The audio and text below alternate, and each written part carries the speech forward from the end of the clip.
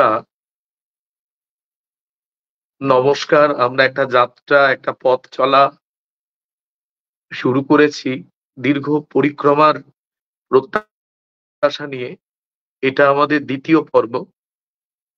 ১ম পর্বের আয়োজন আমরা অনেকেই দেখেছি এবং সেই অনুষ্ঠানে উপস্থিত ছিলেন ডক্টর পার্থজিৎ গঙ্গোপাধ্যায় উদ্বোধক হিসাবে। বাংলাদেশ থেকে যোগ দিয়েছিলেন প্রখ্যাত শিশু সাহিত্যিক সুজন বড়ুয়া। বাংলাদেশের আরেক কবি অরুণ শীল, তিনিও বিখ্যাত, এবং ছিলেন কবি স্বপন কুমার রায় এবং সেদিনের আলোচনা এবং নানা জায়গা থেকে,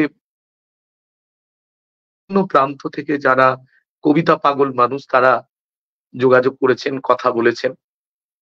আর আমাদের পরিসর যেহেতু খুব বড় নয়, তাই প্রত্যাশা অনেক বেশি থাকলেও আমরা বাংলা শিশু সাহিত্যের যারা কোহিনূর, রত্ন, তাদেরকে আমরা একটু একটু করে হাজির করব, এরকমই একটা স্বপ্ন এবং সদিচ্ছা নিয়ে যে পথ চলা শুরু করেছি। আজ তার ২য় দিন।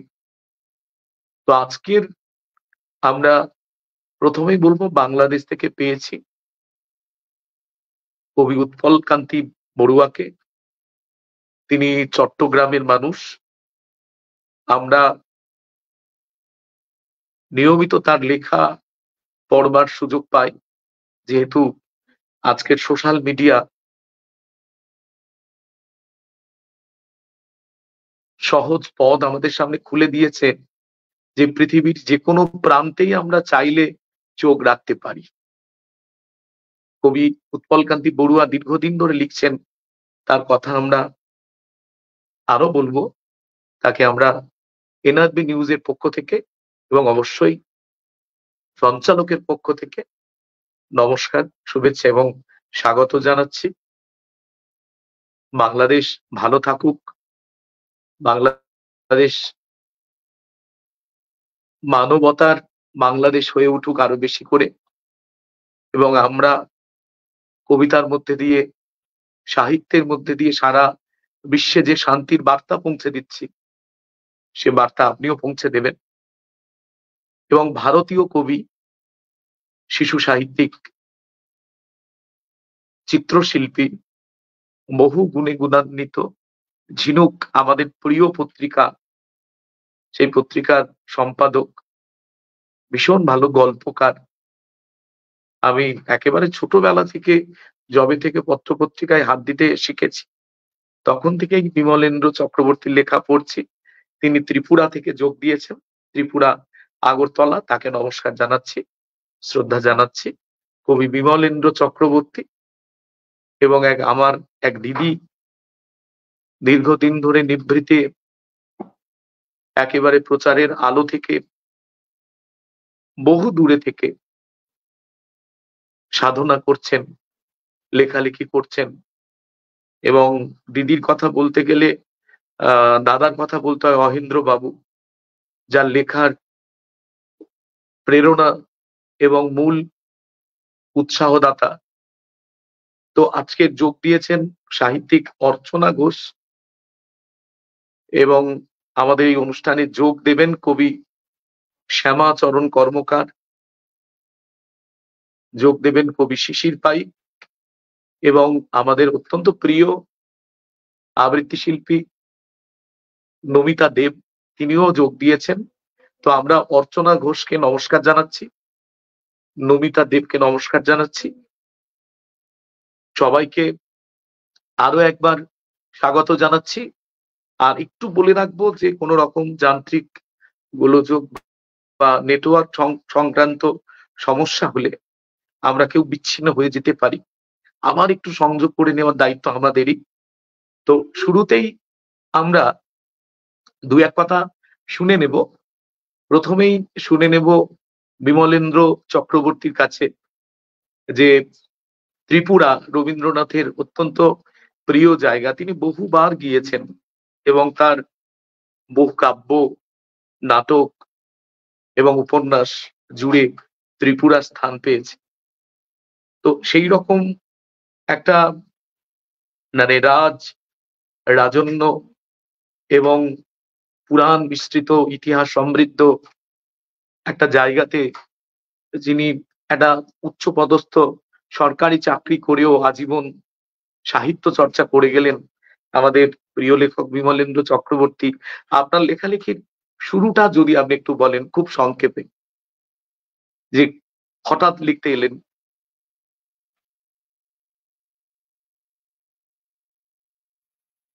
আপনার স্পিকারটা অন আনমিউট করতে করে হবে। নিন, আনমিউট করে নিন।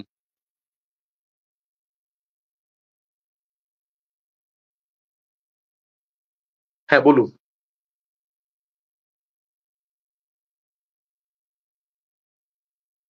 হ্যাঁ ঠিক ঠিক হয়েছিল, আপনি অফ হয়ে গেছেন, অন করুন।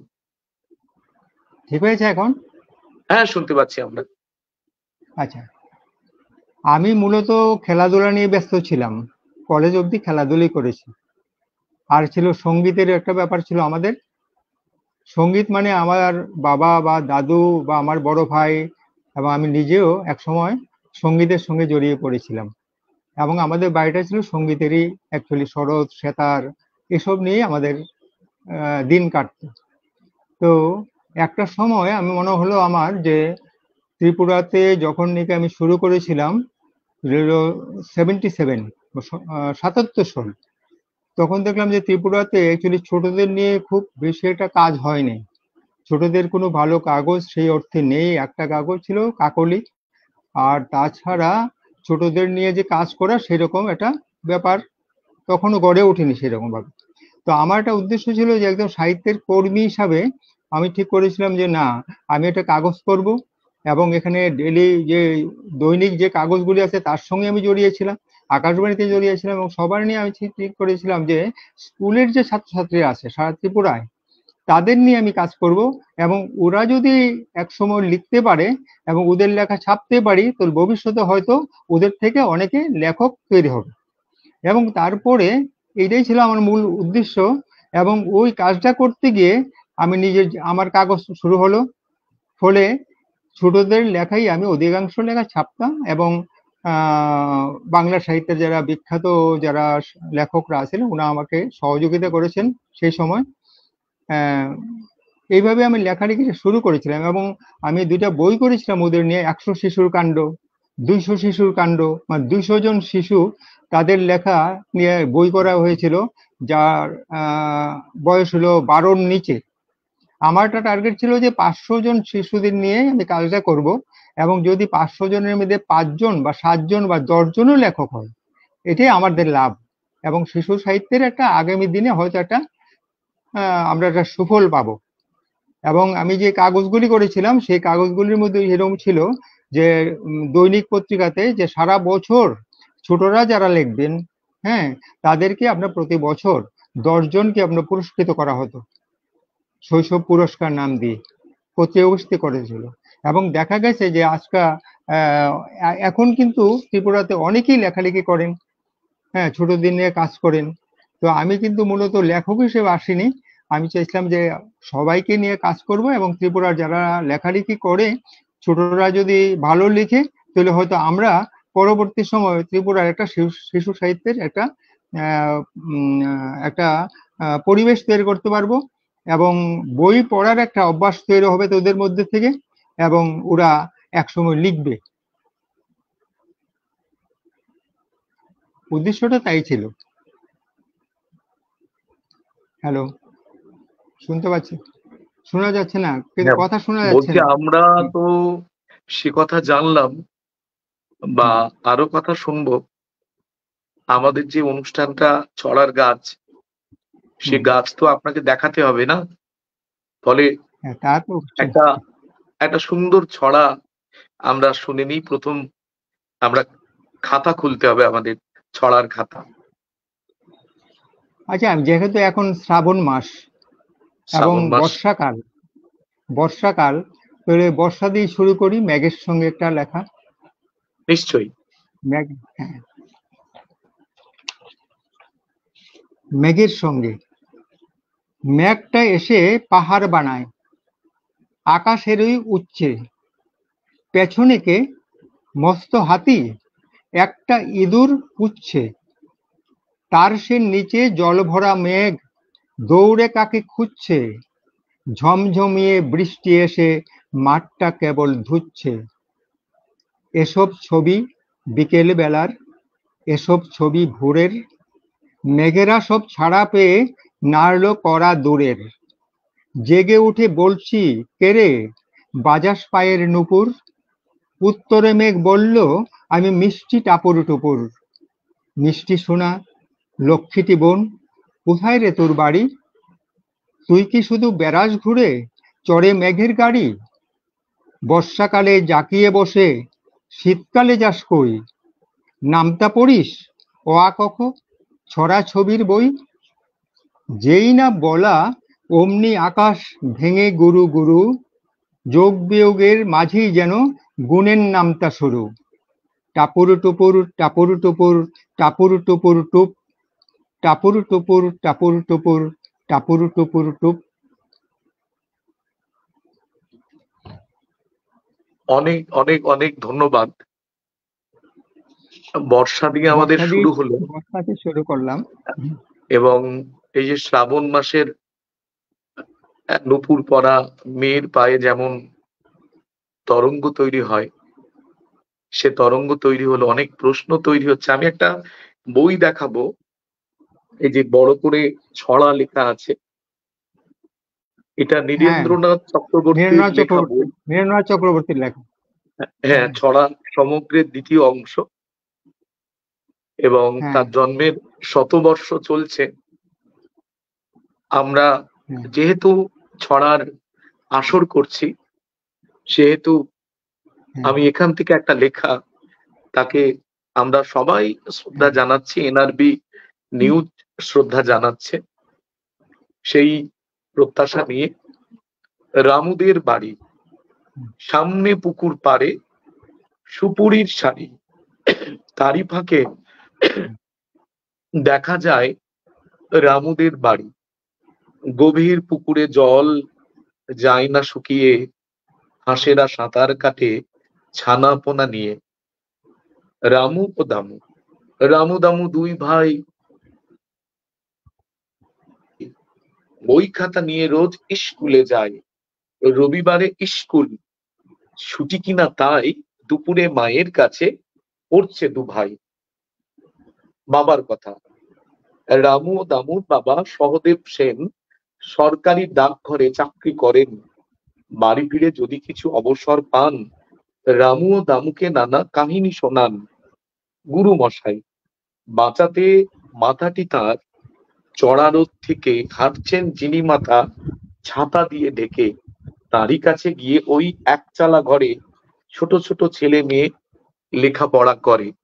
আমি একটু শ্রদ্ধা জানালাম কবি নীরেন্দ্রনাথ চক্রবর্তীকে। হ্যাঁ, এখন সরাসরি একদম। কবি উৎপল কান্তি বড়ুয়া, একটু তো বলুন কবে থেকে লেখা শুরু করলেন, আর কেই বা বললেন। এখন তো কত মানুষ, মজা করে বলি, বোমা বাঁধা শেখে, কত মানুষ মারপিট করা শেখে, কত মানুষ আহ মানে কি গাছ বসিয়েছে গাছটা উপড়ে দিল, হ্যাঁ, কোন গাছের পাতা ছেড়ে। কিন্তু হঠাৎ আপনি এই যে অন্ত মিল দিয়ে গোটা জগৎকে মেলাতে কেন চাইলেন, একটু বলুন।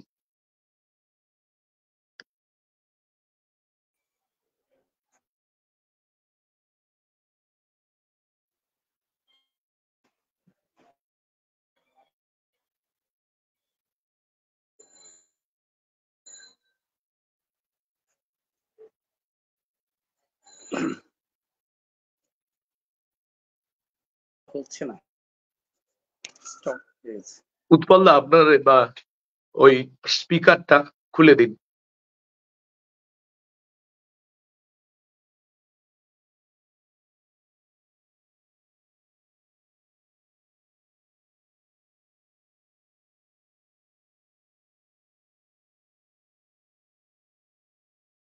কোনো কারণে মানে উৎপল্লাকে আমরা দেখতে পাচ্ছি না। আপনারা আমার কথা সবাই শুনতে পাচ্ছেন?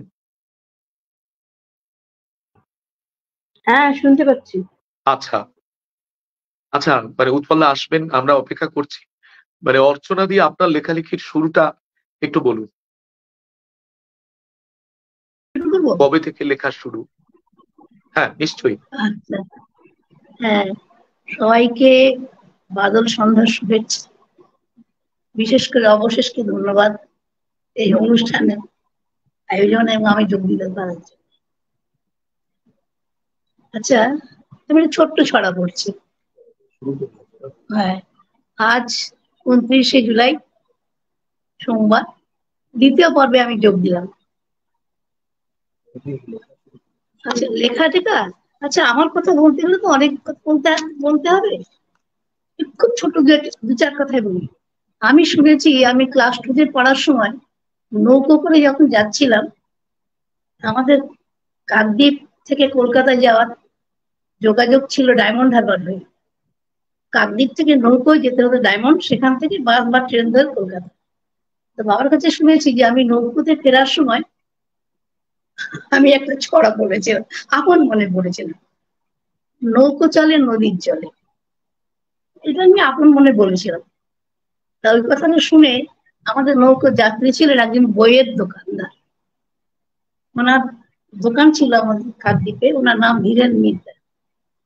তা উনি বললেন, তুই তো বেশ ভালো বলেছিস, এই মা 2 লাইন বলতো। আমি আর 2 লাইন বলবো কি, চেষ্টা করছি। তখন উনি আমাকে একটা ছড়ার বই দিলেন, বলে এইটা পড়। বইটার নাম হচ্ছে দোদুম দোলা। এই গল্পটা আমার স্মৃতিতে রয়েছে, আমি সেই দিন থেকে শুরু করেছিলাম। তবে তারপরে আর লেখাটেখা হয়নি, অনেকদিন মাঝখানে বন্ধ গেছে, অনেক দিন বন্ধ গেছে। তারপরে আমার স্কুলে যখন আমি পড়ি, 7-8-এ, তখন আবার লিখেছিলাম, আবার বন্ধ হয়ে গেছে। আবার কলেজ ঢুকে শুরু করেছিলাম, আবার বন্ধ হয়ে গেছে। তারপরে আফটার ম্যারেজ আমার হাজব্যান্ড সব চেষ্টা করে আমাকে আবার এই পথে জুড়ে দিয়েছিল। এইভাবে আবার চলছে।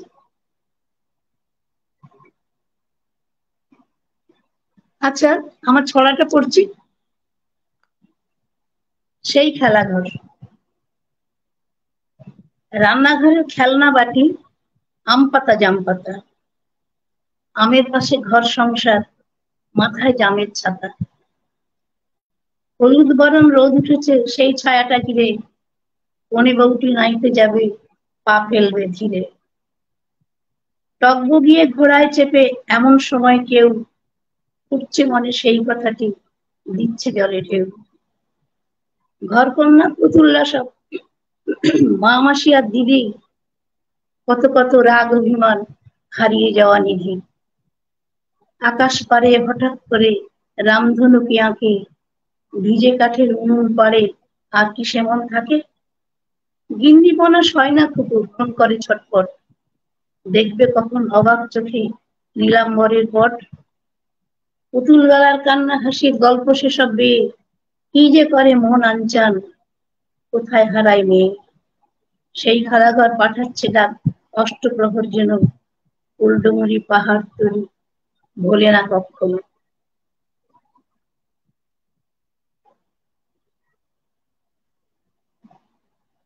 আমরা অর্চনাদির লেখালেখির শুরু, আবার বন্ধ হয়ে যাওয়া, আবার লেখালেখি শুরু হওয়া, হ্যাঁ, সত্যি শেষ তাই। পর্যন্ত মানে এই বয়স পর্যন্ত লেখালেখি চালিয়ে যাওয়া আর আমাদের প্রিয়জন হয়ে ওঠা, এটা তো খুব একটা মন্দ বিষয় নয়। এই আমাদের আপনাকে প্রিয়জন হবে আবারও বলেই শুভেচ্ছা। সময়টা মাঝখানে ভাঙন ছিল, মাঝখানে ভাঙনটা ছিল বলেই তোমাদের প্রিয়জন হতে পারলো। আমাদের মানে উৎপল কান্তি বড়ুয়া এসে গেছেন। আমি উৎপলদার সম্পর্কে 2-1 কথা বলি। যে ফটিকছড়ি উপজেলার শিলোনিয়া গ্রামে জন্ম, 1959 সালে। বাবা ডাক্তার প্রবোধ চন্দ্র বড়ুয়া, মা গৌরীশ্রী বড়ুয়া, স্ত্রী জবা রানী বড়ুয়া, এবং সাংবাদিকতা ও ব্যবসা তার জীবিকা। 70 দশক থেকে লেখালেখি, খেলাঘর, দৈনিক, সংবাদ পত্রিকায়। 1976 সালে তার প্রথম লেখা প্রকাশ। অনেক বই লিখেছেন, উল্লেখযোগ্য বাঘ বাকুম বাঘ, বুদ্ধের ছড়া, ফুলের কুটুম, চার বেহারা পালকি, দিল্লি ফেরত বিল্লি, দুষ্টু বুড়ি, কুসুম পরি। খুব সুন্দর সুন্দর নাম সব বইগুলোর। এবং তিনি স্বীকৃতি স্বরূপ 1982 সালে সবুজ আসর শ্রেষ্ঠ পুরস্কার পেয়েছেন। আমরা 10 জনা সাহিত্য পুরস্কার, গাংচিল শ্রেষ্ঠ পুরস্কার সহ বাংলাদেশ শিশু সাহিত্য একাডেমি সম্মাননা, সকাল শিশু সাহিত্য পুরস্কার, সৈয়দ শামসুল হক স্মৃতি সম্মাননা। তো এইরকম একজন মানুষ যিনি লেখার জন্য নিবেদিত প্রাণ, তাকে নিয়ে নিশ্চয়ই সঠিক মূল্যায়ন হবে একদিন।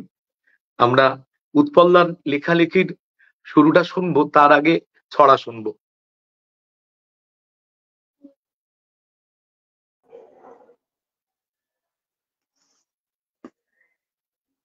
ছড়া নয় যেন তেন, ছড়া নয় তুচ্ছ, মাত্রা ও মিল সহ ছন্দের গুচ্ছ, গেতে গেতে শব্দের দেয়ালটা উচ্চ,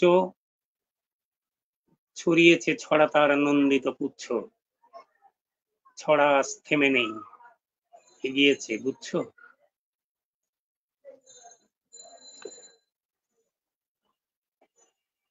ছড়ার গাছ, ছড়ার ছায়া এর দ্বিতীয় পর্বের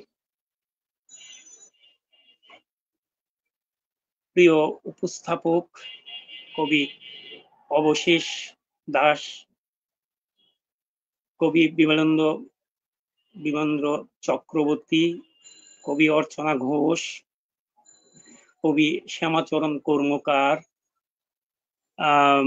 শিশির দাদা আছেন, আবৃত্তিতে নমিতা দেব দিদি, সবাইকে নমস্কার, শুভেচ্ছা এবং ভালোবাসা। এনআরবি নিউজের ওমর আলী ভাই এবং পরিচালক শাহনারা খাতুন দিদিভাইয়ের সবাইকে নমস্কার জানাচ্ছি। আমি খুব খুশি হয়েছে এবং ধন্যবাদ জানাচ্ছি আজকে ছড়ার গাছ ছড়ার ছায়া পড়বে দ্বিতীয় পর্বে যুক্ত করার জন্য, সুযোগ করে দেওয়ার জন্য। ছড়া লেখা মোটামুটি দাদা বলেছেন, আমার পরিচয় পর্বেই বলেছেন যে ৭৬ সালেই আমার প্রথম লেখা প্রকাশ, দৈনিক সংবাদের পাতায়, খেলাঘরের পাতায়। ছড়া লিখবো সেটা ভাবিনি কোনোদিন। আসলে ছোট বোন তখন ওদের স্কুলের দেয়াল পত্রিকা বেরোচ্ছিল রীতিমতো, প্রতি মাসে একটা করে বেরোতো। আমি পড়ালেখার সূত্রে মামার বাড়িতে খুব ছোট থেকেই ক্লাস 2 থেকেই পড়তাম। আমাদের চট্টগ্রামেই অন্য আরেকটা রাউজান থানার একটা অঞ্চলে, গ্রামে। তো ওখান থেকে ছুটিতে বাড়িতে গেছি, ছোট বোন খুব করে ধরলো, দাদা আমাকে একটা কবিতা লিখে দেন, আমার দেয়াল পত্রিকা দেবো। আমি তো কবিতা লিখতে পারি না, আমি কি করে লিখবো। তখন থেকে ছোট বোনের জন্য চেষ্টা করা, এই তখন থেকেই শুরু। ঠিক তখনই কিন্তু একটা জিনিস জানতাম, গত পর্বে ছড়া গাছ ছড়া ছায়া প্রথম পর্বের সম্মানিত অতিথি সুজন বড়ুয়া সম্পর্কে আমরা মামা ভাগিনা, আমরা একই গ্রামে, একেবারে আমাদের গ্রাম ছোট, একই গ্রামের। তখন জানতাম সুজন লিখছে খুব মানে তখন খুব সচল, সুজনের খুব নাম হয়ে গেছে তখন। আমি যখন ছোট বোনকে লিখে দিয়েছি, দেয়াল পত্রিকায় উঠলো লেখাটা, তখন ছোট বোনের নামেই উঠেছে। মনে হয় ছোট বোনের চেয়ে বেশি খুশি আমিই হয়েছি। প্রথম লেখা ছাপে যা হয় আর কি, তো ভাবলাম আমি লিখি, একটা যখন লিখলাম, এটা যখন এখানে উঠেছে হয়তো বা হচ্ছে। তো লেখা লিখে সুজনকেই দেখালাম। সুজন শুধু আমাকে একটা কথা বলল, তুমি পারবে, লিখতে থাকো, লিখছো নাকি, লেখো, আমি তো আছি। এই যে এই যে সুজন এভাবে বলেছে সেটাই আমার সবচেয়ে বড় শক্তি। আমি জানি না এই আম কি মানে সুজনের এই কথাতে কি ছিল? এটাকে আমি আজও পর্যন্ত মাথায় আম আ মাথার উপর একেবারে শিরোধার্য করে রেখেছি। সুজনের এই কথাটাকে। তখন থেকেই চলা শুরু। এবং যেহেতু ছোট বোন বলেছে ওর মতো করে লিখতে ছোটদের জন্য, এবং জানি সুজন ছোটদের জন্য লিখছে, যদিও ছোটদের বিষয়গুলি তখন বুঝতাম না, অনেক পরে এসে বুঝছি। তো তখন কিন্তু ঠিক ওই সময়েই পাঠ্য বইয়ের ছড়া এবং কবিতাগুলোকে আবার নতুন করে মনোযোগ সহকারে পড়ার চেষ্টা করেছি। যারা লিখেছেন রবীন্দ্রনাথ ঠাকুর, কবি কাজী নজরুল ইসলাম, আম এই যে ওনারা লিখছেন, ওনারা তো মানুষ, আমার মতো মানুষ। আমি তো ওনাদের মতো মানুষ। উনারা যদি লিখতে পারেন আমি কেন পারব না? আমি চেষ্টা করি। সে থেকেই শুরু। আম লেখালেখির মোটামুটি আম একেবারে একটানাই লিখেছি।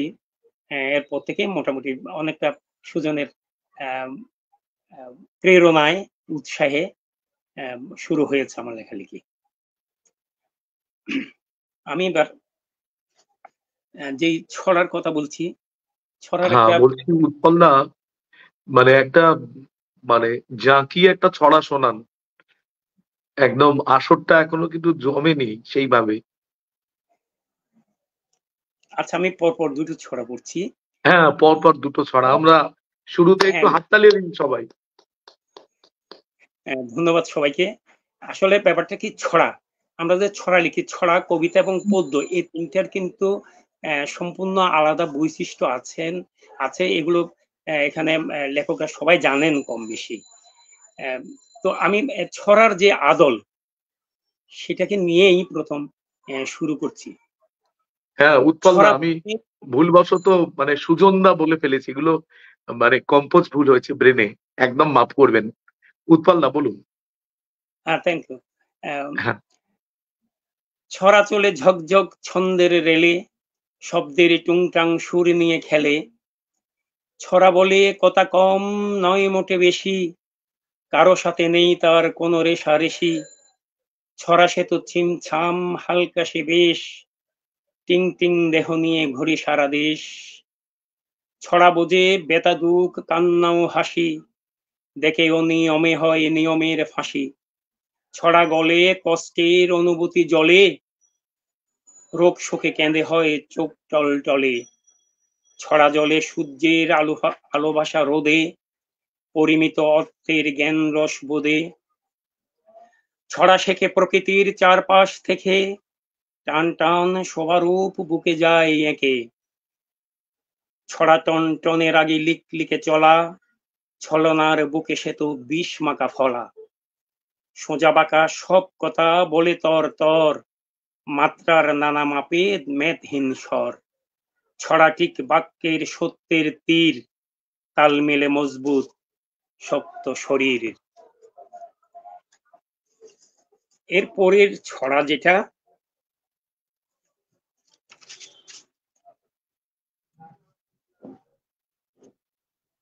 অধিক বাজালে ঢোল।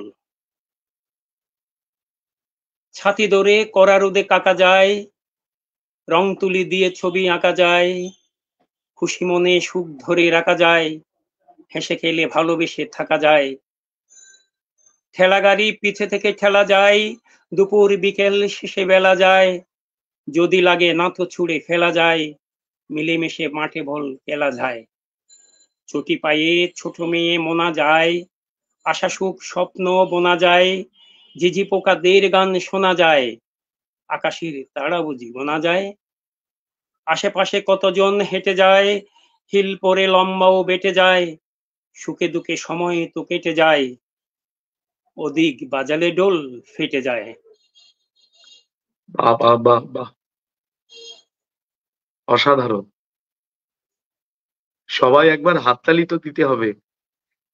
দর্শক কি বলবে না বলবে সেটা বড় কথা, স্টুডিওতে আমরা যারা আছি কেমন লাগে, বর্ষা যাব যাব, ধানের খেতে সবুজ সবুজ দোলা, ঢেউ খেলে যায় চকচকে রোদ, শুধু দরজা জানলা এক্কেবারে খোলা। কেমন লাগে বর্ষা চলে গেছে, কাঁঠাল গাছের নিশ্চুপ ঘন ছায়া, ঝাউয়ের শাখা দোলনা হয়ে দোলে, দিঘির জলে শালুক ছড়ায় মায়া, জলে স্থলে নরম হাওয়া লেগে, জ্যোৎস্না ভরা রাতের আকাশ জেগে। কেমন লাগে বৌটুবানির দেখা, মা ঠাকুমার গল্প গুজব শেখা, মন কেমনের বাউল গীতি বাজে, মন বসে না সত্যি কোনো কাজে। কেমন লাগে বিকেল যখন নামে, সাত পুরুষের স্বপ্ন দেখা গ্রামে, শিউলি ফোঁটা গন্ধ মনের কোণে, মন চলে যায় উজাড় কাশের বনে। লাগে কেমন একটু একটু করে পৌঁছে যেতে নতুন দিনের ভোরে। আমি একটা লেখা শুনিয়ে দিলাম আর কি। এখন আমরা দেখতে পাচ্ছি আমাদের নমিতা ম্যাডাম খুব সুন্দর করে সেজেছেন, আর অদ্ভুত পরিপাটি লাগছে তার উপস্থিতি। তার কবিতা নিশ্চয়ই আরো সুন্দর লাগবে, তাকে আমরা শুভেচ্ছা জানাচ্ছি। তিনি উত্তরবঙ্গের মানুষ, শৈশব কেটেছে সেই উত্তরবঙ্গের পাহাড়, জল জঙ্গলের ভেতর দিয়ে বড় হওয়া, কিন্তু কলকাতা তাকে আপন করে নিয়েছে। ফলে তার কর্মজীবন মর্মজীবন ছড়িয়ে আছে পাহাড় থেকে সমুদ্র পর্যন্ত। তা আমরা শুভেচ্ছা জানাচ্ছি আমাদের এনআরবি নিউজের পক্ষ থেকে। আর আমাকে সবাই যা শুভেচ্ছা জানাচ্ছেন, সব শুভেচ্ছা আমি একটা ব্যাগে করে গুছিয়ে রেখেছি, ওমরদা এবং শাহানারা দিদিমণিকে দিয়ে দেব। এখন নমিতা দেব।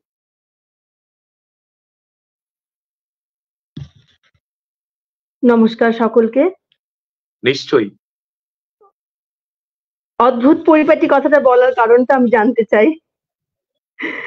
যাই হোক, তবুও বলছি ভীষণ ভালো লাগছে আজকে এইখানে উপস্থিত থাকতে পেরে। এনআরবি নিউজের যারা উদ্যোক্তা আছে তাদের সকলকে আমার তরফ থেকে আন্তরিক শুভেচ্ছা ভালোবাসা জানাই। ছড়ার গাছ, ছড়ার ছায়া, খুব সুন্দর একটি নাম। ছড়া শব্দটার সঙ্গেই একটা যেন মধুর স্মৃতি বা মধুর একটা ভাব আমাদের মনে দেখা দেয়। এই শব্দটা এমনই যেন একটা জাদু আছে। এই শব্দটা আমাদের মনে একটা মধুর একটা মিষ্টি ভাব এনে দেয়, অনেক মধুর স্মৃতির কথা মনে পড়িয়ে দেয়। আর ছড়ার গাছ আর ছড়ার ছায়া, সেটা আরো মধুর। তো এই মধুরতাকে বজায় রাখতে আমি চলে যাব আমার কবিতায়। কবি এখনকার দিনের শিশু সাহিত্যিক কবি উৎপল কুমার ধারা কবিতা, যে কবিতায় আমি দেখতে পাবো যে ছড়া কেমন মিষ্টি হতে পারে, কেমন মধুর হতে পারে, সেই মধুর ছড়ার একটা উদাহরণ এই কবিতা। যে ছড়া আদর ভরা, কবি উৎপল কুমার ধারা। যে ছড়ার মন উদাসী, ওরে যে পাখনা মেলে, যে ছড়ায় খুশির হাসি, সে ছড়ার খোঁজ কি পেলে? সে থাকে পাখির গানে, মাটি জল লতায় পাতায়, সুনিবিড় সবুজ ঘ্রাণে, ঠাকুমার গল্প গাথায়। বিরাট ওই আকাশ পুড়ে খেলে সে আদুল হাওয়ায়, ঘাসেদের আগুন জুড়ে গায়ে গান মাটির দাওয়ায়। সে ছড়া এমন ছড়া, সকলেই ছন্দতে তার হয়ে যায় আত্মহারা, ফোটে রং নকশি কাঁথার। যদি সব শিশুর হাতে তাকে ঠিক পৌঁছতে চাও, মাটি গাছ পাখির সাথে তাহলে বন্ধু পাতাও। যদি সব শিশুর হাতে তাকে ঠিক পৌঁছাতে চাও, মাটি গাছ পাখির সাথে তাহলে বন্ধু পাতাও।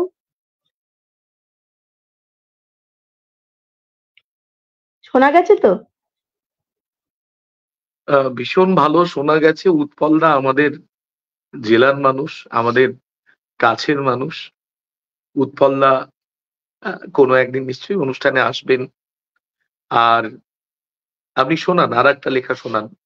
কথা আচ্ছা, আমরা কমই বলি, কবিতাই শুনি বেশি করে। বর্ষার দিনের কবিতা।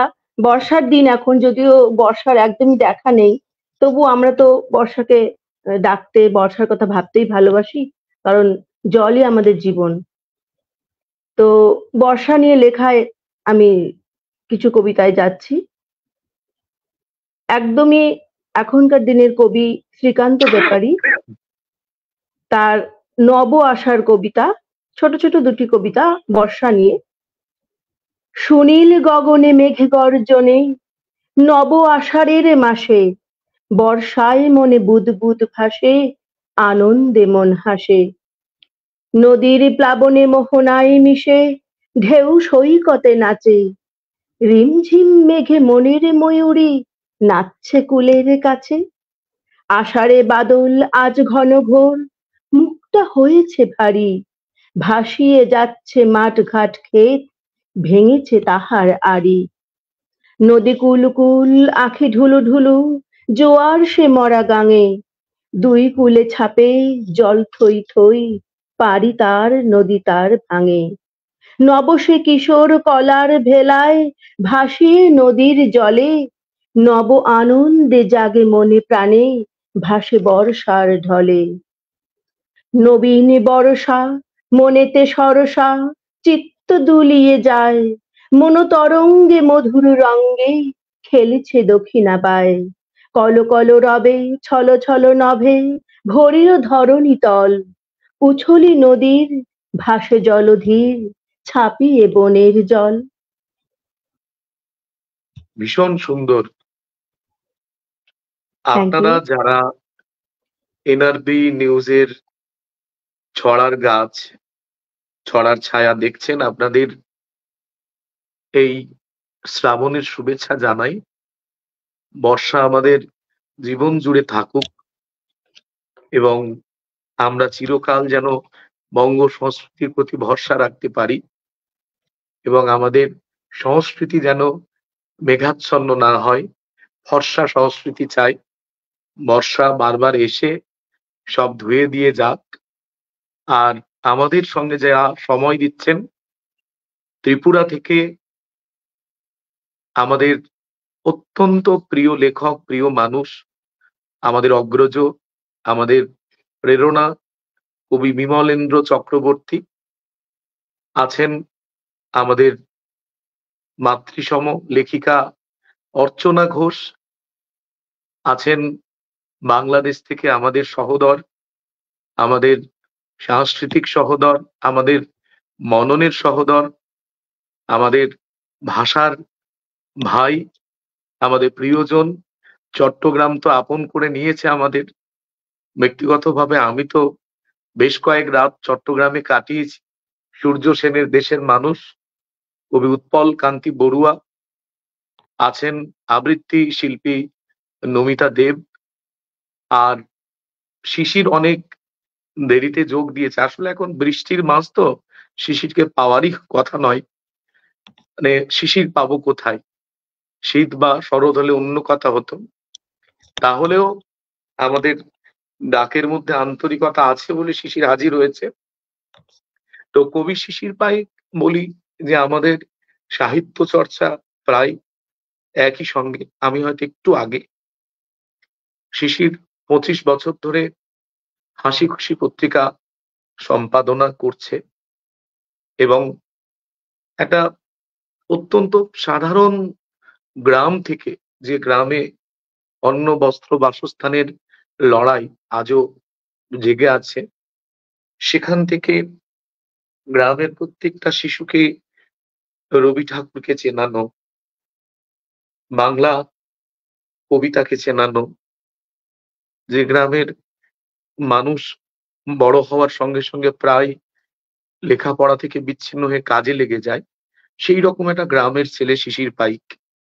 তো শিশির এই 25 বছর ধরে তার লেখালেখি হয়তো আরো অনেক বেশি করে করতে পারত, কিন্তু তার সংগ্রাম, তার জীবনের লড়াই তাকে কিন্তু অনেকটা থমকে থমকে চলতে বাধ্য করেছে। কিন্তু শিশির এখনো দাঁড়িয়ে আছে। পত্রিকাটা অত্যন্ত ভালোবেসে করে। আশা করি বিমলেন্দ্র দার লেখা ছাপা হয়েছে আমাদের হাসি খুশি পত্রিকায়। আর এবারে শারদীয়া সংখ্যাতে লেখা থাকবেই, মানে ত্রিপুরার কবিকে আমাদের লেখা দিতেই হবে। তো শিশির পাইক ফলতা থানার দক্ষিণ ২৪ পরগনার কবি এবং তার লেখার হাত অত্যন্ত ভালো। আমরা শিশিরের ছড়া দিয়ে শুরু করব এবং শিশিরকে বহু দূর যেতে হবে, কারণ একা একা বেশি পথ তো যাওয়া যায় না, সহযাত্রী লাগে। শিশিরের মতো ভালো ছেলেরা যদি সঙ্গে না থাকে আমরা এগোবো কিভাবে? শিশির, তুমি শুরু করো তোমার আজকের আয়োজন। নমস্কার বন্ধু আর অবশেষ দাস। আজকের আমরা যারা আছি, মাননীয় উৎপলবাবু, বিশ্বনাথবাবু, কবিতা দি এবং নমিতা দি, আর সেই সঙ্গে এনআরবি চ্যানেলের কর্তৃপক্ষগণ, বিশেষ করে অমর আলী বাবু। শিশির, একটু জোরে কথা বলতে হবে, জোরে। বিপ্লবের জন্য ধীর গলা সবসময় প্রযোজ্য নয়। হ্যাঁ, জোরে বলো। সকলকে শুভ সন্ধ্যা, নমস্কার। আমার বন্ধুবর অবশেষ দাস দীর্ঘদিনের আমাদের সহযোদ্ধা। আমরা একসঙ্গেই প্রায় এগিয়ে চলেছি, সাহিত্যের হাত ধরে সাহিত্যের পথ চলছি। আর আজকের এই যে এনআরবি চ্যানেলের কর্তৃপক্ষ অমর আলী বাবু, আর ছড়ার গাছ ছড়ার ছায়া এই কর্তৃপক্ষ থেকে শুরু করে সকলকেই, আর সেই সঙ্গে আমাদের সামনের থেকে যারা আমাদেরকে উৎসাহিত করছেন তাদেরকেও আমি অবশ্যই আমার সান্ধ্যকালীন শুভেচ্ছা জানিয়ে আমার বন্ধুর মাননীয় সঞ্চালক অবশেষ দাস তার কথা মতো ছড়া পড়ছি। আপনারা একটু আগে শুনলেন আমি যে গ্রামে থাকি সেই গ্রামকে নিয়েই লেখা, বেশ কিছু লেখাও আছে, আমি পড়ব। তার আগে আমি একটু সময় নিয়ে বলতে চাই। হাঁস কত করে খেলা নীল দিঘি জলে, গাছ কত থাকে ভরে নানা ফুলে ফলে, বক কত চলে উড়ে মেলে দুই ডানা, দিন কত যায় চলে শোনে না তো মানা। আমরা অনেকটা পথ হেঁটেছি, অনেকটা এসেছি। আজকে আমি যে গ্রামে থাকি সেই গ্রামকে নিয়ে একটি লেখা পড়ব। আমার গ্রাম। ছোট্টবেলার গন্ধে মম আমার গাঁয়ের মাটি, পথ ঘাট ঘর পুকুর নালা যত্ন পরিপাটি, মেঠো পথের সরলতা সবুজ শীতল ছায়া, সেই সেদিনের হাঁটতে থাকা মনের ঘরের মায়া, জল ভরা মাঠ কলমি লতা ধান গাছেদের সারি, শাপলা দলে রোদের ঝিলিক ভুলতে কি আর পারি, কেরোসিনের বাতির আলোয় কখনো সারা রাত, সেই আমাদের পড়াশোনা চলতো বাজিমাত। পাড়ার বড় ভরত দাদা ঘুমের ঘরে এসে বলতো তোরা ঘুমাবি না, আমরা দিতাম হেসে। হিম পেরিয়ে প্রাতঃ ভ্রমণ পাড়ার ছেলে সব, ঘুম ভাঙানে বলতো এদের শুনেই কলরব। উবের মাঠে বলার বাড়ি পিঁপড়ের ডাঙা মাঠ, বিকেল জুড়ে খেলা খেলা যেন খুশির হাট। নমস্কার।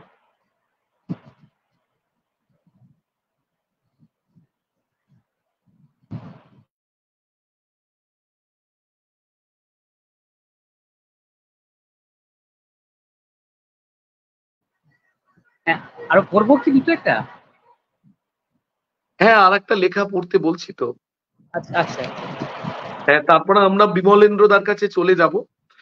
বিমলেন্দ্র দা তৈরি থাকলে খুব ভালো। শিশির এখন ছড়া পড়ছে, কবি শিশির পাইক।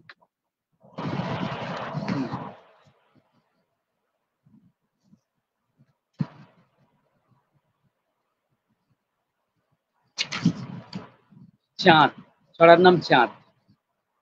চাঁদটা যখন মারলো উঁকি আম্বকুলের ফাঁকে, চাঁদটা যখন মারলো উঁকি আম্বকুলের ফাঁকে, দোলদুলুনি দোলায় চড়ে সোনামণি ডাকে। সোনামণি ভরিয়ে দিল খুশির কলরল, আয় সকলে আয়রে ছুটে কচি কাঁচার দল। মুক্তমাণিক রাশি রাশি সোনামণির ঘর কোলে, ছড়িয়ে দিয়ে চাঁদটা একা আয়েশ করে দোলে। দুলতে দুলতে আঁকলো হামি সোনামণির ঠোঁটে, ঠিক যেমনই পদ্মবনে পদ্মকলি ফোটে। চাঁদ এসেছে, চাঁদ হেসেছে সোনামণির ঘরে, তাই তো হাসি খুশির রাশি চারদিকেতে ঝরে। বাহ! সামনে আমাদের সেই মহাপূজা আগমনী, তাই আগমনী নিয়ে আমি একটু এই আসরে আমার লেখার মানে মাধ্যমে তোমার বলতে ইচ্ছে চাই। করছে, শোনাতে ইচ্ছে করছে, শোনাও। হ্যাঁ, আগমনী সুর। পথের ধারেতে কাশ মাথা নেড়ে নেড়ে, কত কথা বলে গেল, কত কত কথা বলে যেন নিল মন কেড়ে। হাহুতাস আর নয়, নয় বেশি দূর, ওই তো আশ্বিন মাস আগমনী সুর। দেবী দশভুজা আর 4 ছেলে মেয়ে, ওই এলো ধরাধামে নাওখানি বেয়ে। কৈলাস থেকে শিব ডান হাত তুলে তথাস্তু জানালো নিজ প্রাণ খুলে।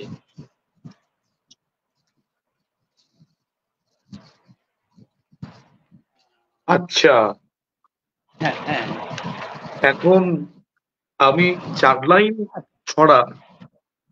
লাইন ছড়া পড়ছি। বউ বলেছে বরকে সোনা। এই সোনা বলে ডাকার একটা প্রচলন আছে। বউ বলেছে বরকে সোনা, মা বলেছে ছেলেকে, বিশ্ব বলেছে সোনার ছেলে, কালো মানিক পেলে কে। সত্যি কথা বলতে কি, শিশিরকেও সেই সোনার ছেলে বলতে হবে। কত লড়াই করেও কলমটা তো সে ধরে আছে। এবং শিশির এই লেখাটা শুরু করেছিল বলেই কিন্তু আজকে বিমলেন্দ্র চক্রবর্তীর সামনে লেখাটা পড়তে পারলো, উৎপল কান্তি বড়ুয়ার সামনে লেখাটা পড়তে পারলো, আর আমিও একটু বক্তৃতা করতে পারলাম। সঙ্গে তো অর্চনাদি আছেনই। আপনারা যারা এনআরবি নিউজ দেখছেন, আপনাদের কাছে একটাই অনুরোধ, আপনি একটু শেয়ার করুন আমাদের চ্যানেলটা, যাতে আরো মানুষের কাছে পৌঁছে যায়। আর আমরা তো হৃদয়ের কথা বলছি, আমরা তো মানবতার কথা বলছি, শিশু কিশোরদের কথা বলছি। আমাদের আত্মপ্রচার নেই। আপনারা একটুখানি মানুষের কাছে আমাদের এই আয়োজনটা পৌঁছে দিন, তাহলে হয়তো আমরা সারা বিশ্বের কাছে একটু হলেও অক্সিজেন পৌঁছে দিতে পারবো। এখন কবি বিমলেন্দ্র চক্রবর্তীকে ছোট ছোট কয়েকটা প্রশ্ন করব। আপনার এখনো পর্যন্ত প্রকাশিত গ্রন্থের সংখ্যা যদি মনে থাকে। প্রকাশিত গ্রন্থের সংখ্যা 50 পেরিয়ে গেছে। 50 পেরিয়ে 50-এর গেছে। উপর আমার, হ্যাঁ, পেরিয়ে গেছে। আমার 15টার মতো আমার গল্পের বই আছে, আর কবিতার বই আছে, আর ছড়ার বই গোটা 20 আছে, 1 কোটি। আচ্ছা, প্রথম তার মধ্যে প্রথম বই প্রকাশ পেয়েছিল কবে? প্রথম বই প্রকাশ পেয়েছিল 1983 সনে। 83 সাল। আর 1983-তে প্রথম বই প্রকাশ পেয়েছে? শেষ বই প্রকাশ পেয়েছে গত বছর, মানে 23, আচ্ছা, আর 2023। আপনি একটা কি বলছিলেন তার মধ্যে? না, তার মধ্যে আমার দুইটা বই করেছে এনবিটি, ন্যাশনাল বুক ট্রাস্ট ইন্ডিয়া। ওরা আচ্ছা। বইগুলি প্রায় ভারতীয় বিভিন্ন ভাষায় অনুবাদ আছে বই দুটো, হ্যাঁ, এবং শুনেছি চীনা আমি। ভাষায় অনুবাদ আছে। হ্যাঁ, আর এটা তাছাড়া আমাদের মানে কত গর্বের কথা এমনি যে যে আমাদের বাংলা ভাষায় লেখা গল্পের কথা, মানে বিমলেন্দ্রদার বই চৈনিক ওটা চীনা ভাষাতে ভাষায়, অনুবাদ হয়েছে। ওইটা ওইটা অনুবাদ করে ভারত ন্যাশনাল বুক ট্রাস্ট এটা চীনের ছাত্রছাত্রীর মধ্যে বিনামূল্যে বিতরণ করেছিল। আচ্ছা। আর তাছাড়া আমার একটা বই আছে রাবণ রাজা, ওটা রাবণের ছেলেবেলে নিয়ে লেখা, যে রাবণ রাজা হয়েছে অবধি, তার যে রাজার আগে অবধি তার ছোটবেলা থেকে একদম রাজা হওয়া অবধি একটা বই আছে রাবণ রাজা। ওইটা সেন্ট্রাল ইউনিভার্সিটিতে সিলেবাসে আছে এটা বইটা। এছাড়া স্কুলের পাঠ্যসূচিতেও কিছু আমার লেখা আছে। আচ্ছা। আচ্ছা, লেখালেখি সিবিএসসিতে সূত্রে আপনি তো বহু জায়গায় আমন্ত্রণ পেয়েছেন। একটুখানি বিশেষ বিশেষ উল্লেখযোগ্য যদি জায়গাগুলো বলেন। ত্রিপুরা, আপনার ত্রিপুরা এটা ছাড়া তো তো আমি পশ্চিমবঙ্গ আছেন। পশ্চিমবঙ্গে তো আমার এই পশ্চিমবঙ্গে অনেকবার সবখানেই আমন্ত্রণ পেয়েছি, মানে হ্যাঁ, সরকারিভাবে নিশ্চয়ই। এই আপনার শিশু কিশোর একাডেমি, ওরা আমাকে পত্রিকার জন্য আহ্বান জানিয়েছিল।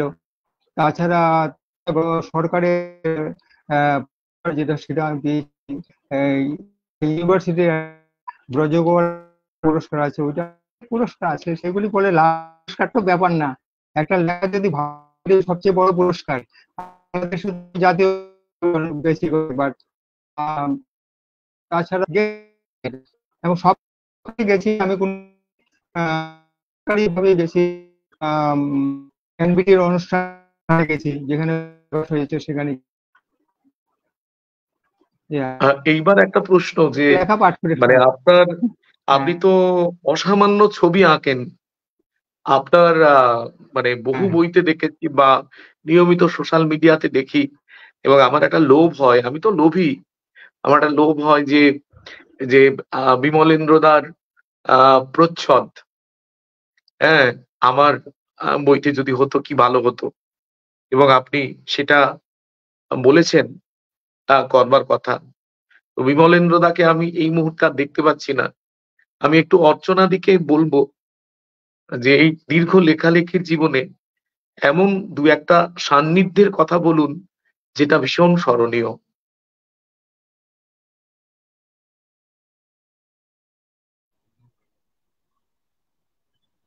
অর্চনাদি। সান্নিধ্যের কথা যদি বলতে হয় তাহলে যেটা মনে পড়ছে আমার, সেটা বোধহয় 2008-9 সাল হবে। সেটা হচ্ছে মেদিনীপুরে একটা সংস্থা, কথাচক্র বলে সংস্থা, ওরা একটা প্রতিযোগিতা করেছিল। সেটা তারাশঙ্কর জন্ম শতবর্ষ।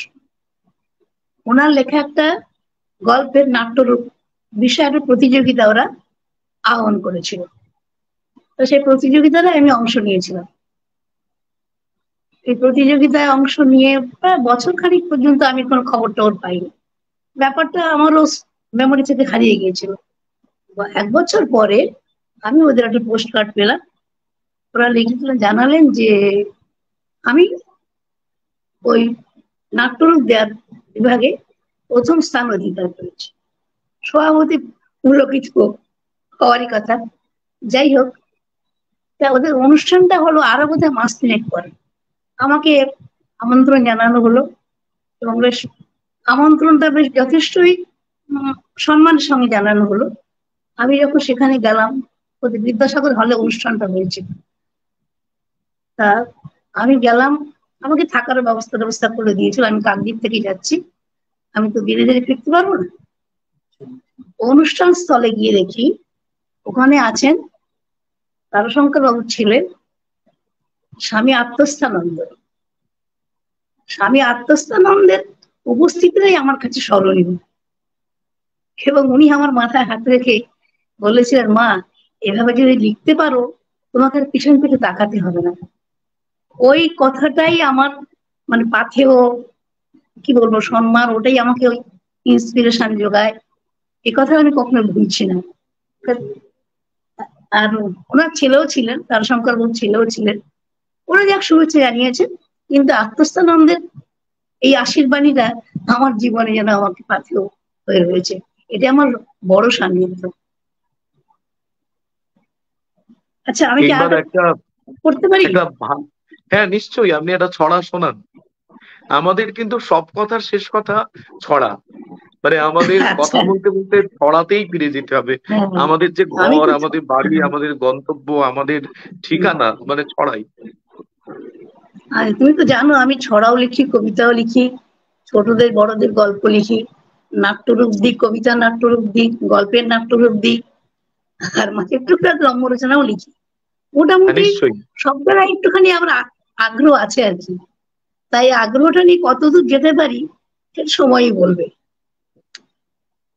আচ্ছা, আজকে আরেকটা ছড়া শুনি, হুম। দুষ্টু ভারী। হ্যাঁ, এরপর উৎপল দা পড়বেন, আপনি শোনান। পাখিটার দুষ্টুমি রুখব যে আমি তুমি, হয় না তা, হচ্ছে না কিছুতেই। আমরা এগিয়ে গেলে সে যায় পিছুতেই, কিছুতেই হচ্ছে না একসাথ, চলছে না পায়ে পায়ে, রাখছে না হাতে হাত। নীতি কথা কত তাকে শেখালাম, মিছে কথা বলবে না, চুরি কবু করবে না আমজাম, মিছিমিছি নেওয়া কেন বদনাম। লক্ষ্মীটি হয়ে বেশ শুনলো, আঙুলেতে কিছু যেন বুনলো, শান্ত শিষ্ট ভারী, লক্ষণ দেখি তারি, স্বপ্নের ঘর বুঝি বুনল। দেখে শুনে আহ্লাদে আছি বেশ, কোথা কোনো গোল নেই, চলবে সেভাবেই, বিপদের ভাবনার নেই লেশ।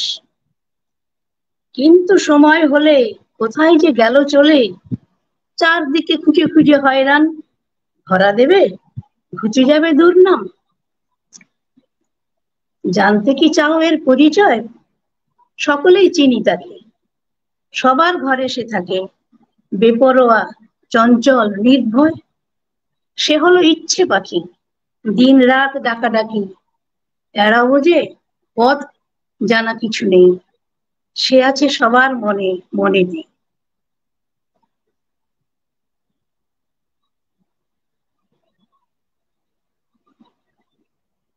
আচ্ছা, খুব মানে ভালো লাগলো।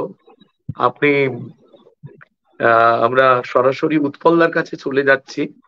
সময় কে আমরা সদ্ব্যবহার করতে হবে। বাংলাদেশের চট্টগ্রাম থেকে উৎপল কান্তি বড়ুয়া, আমাদের প্রিয় দাদা, আপনি বলুন।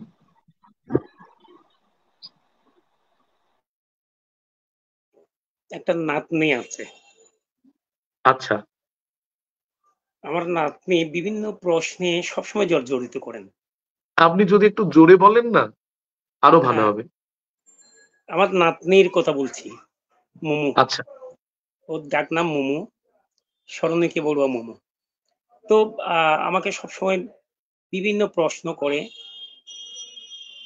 ও যখন এখন ও যখন ছড়া ছবি পড়ছে ওই বয়সে, তখনই আমাকে বলছে দাদু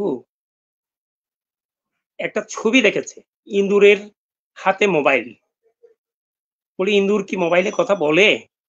বলছে হ্যাঁ বলে। বলছে আচ্ছা ওরা কি ফেসবুক চালায়? আমি বলছি হ্যাঁ চালায়। এই যে ছবি দেখে যে প্রশ্ন, তো সেটা দেখেই আমার এই লেখাটা। আসলে ছোটদের নানা প্রশ্ন থেকে থাকে, চিন্তা ভাবনা অনেক এগিয়েছে। আগের শিশু, আগের ছোটরা এখন আগের জায়গায় নেই। সময়ের সাথে সাথে পরিবর্তন হচ্ছে ওদের ভাবনা চিন্তা। আজকালকার শিশুরা অনেক অনেক অনেক এগিয়ে। তো আমি সেই ছড়াটা প্রথম পড়ছি। ফোন করেছে ইঁদুর ছানা, ফোন করেছে ইঁদুর ছানা, বেড়াল ছানার মাকে, প্রত্যেকে কোন আসছে ভাজা মাছের গন্ধ নাকে। শ্বশুর বাড়ি যাচ্ছে দোয়েল, মাথায় দৌড়ে ছাতি, মেসেঞ্জারে নখ পড়েছে কোলা ব্যাঙের নাতি। খরগোশে যায় বিদ্যালয়ে শুক্র শনি রবি, ফেসবুকে দেয় পোস্ট আজকে টুনটুনি তার ছবি। সিংহ গাদার ইমুতে কল না পেয়ে যায় রেগে, শিয়াল মোরগ সেটিং করে রাত্রি জেগে জেগে। পরের ছড়া, ভালুক গেল ভাগলপুরে, বিচ ভলিবল খেলতে, ভালুক বিড়াল মানে মাছ বাংলাদেশের ভালুক কি মানে আমাদের ভারতে এলো? ভালুক এলো ভাগলপুরে। হ্যাঁ, বলুন বলুন বলুন। ভালুক গেল ভাগলপুরে বিচ ভলিবল খেলতে, বিড়াল মাছের দাওয়াত পাড়ে কৌকি করে ফেলতে।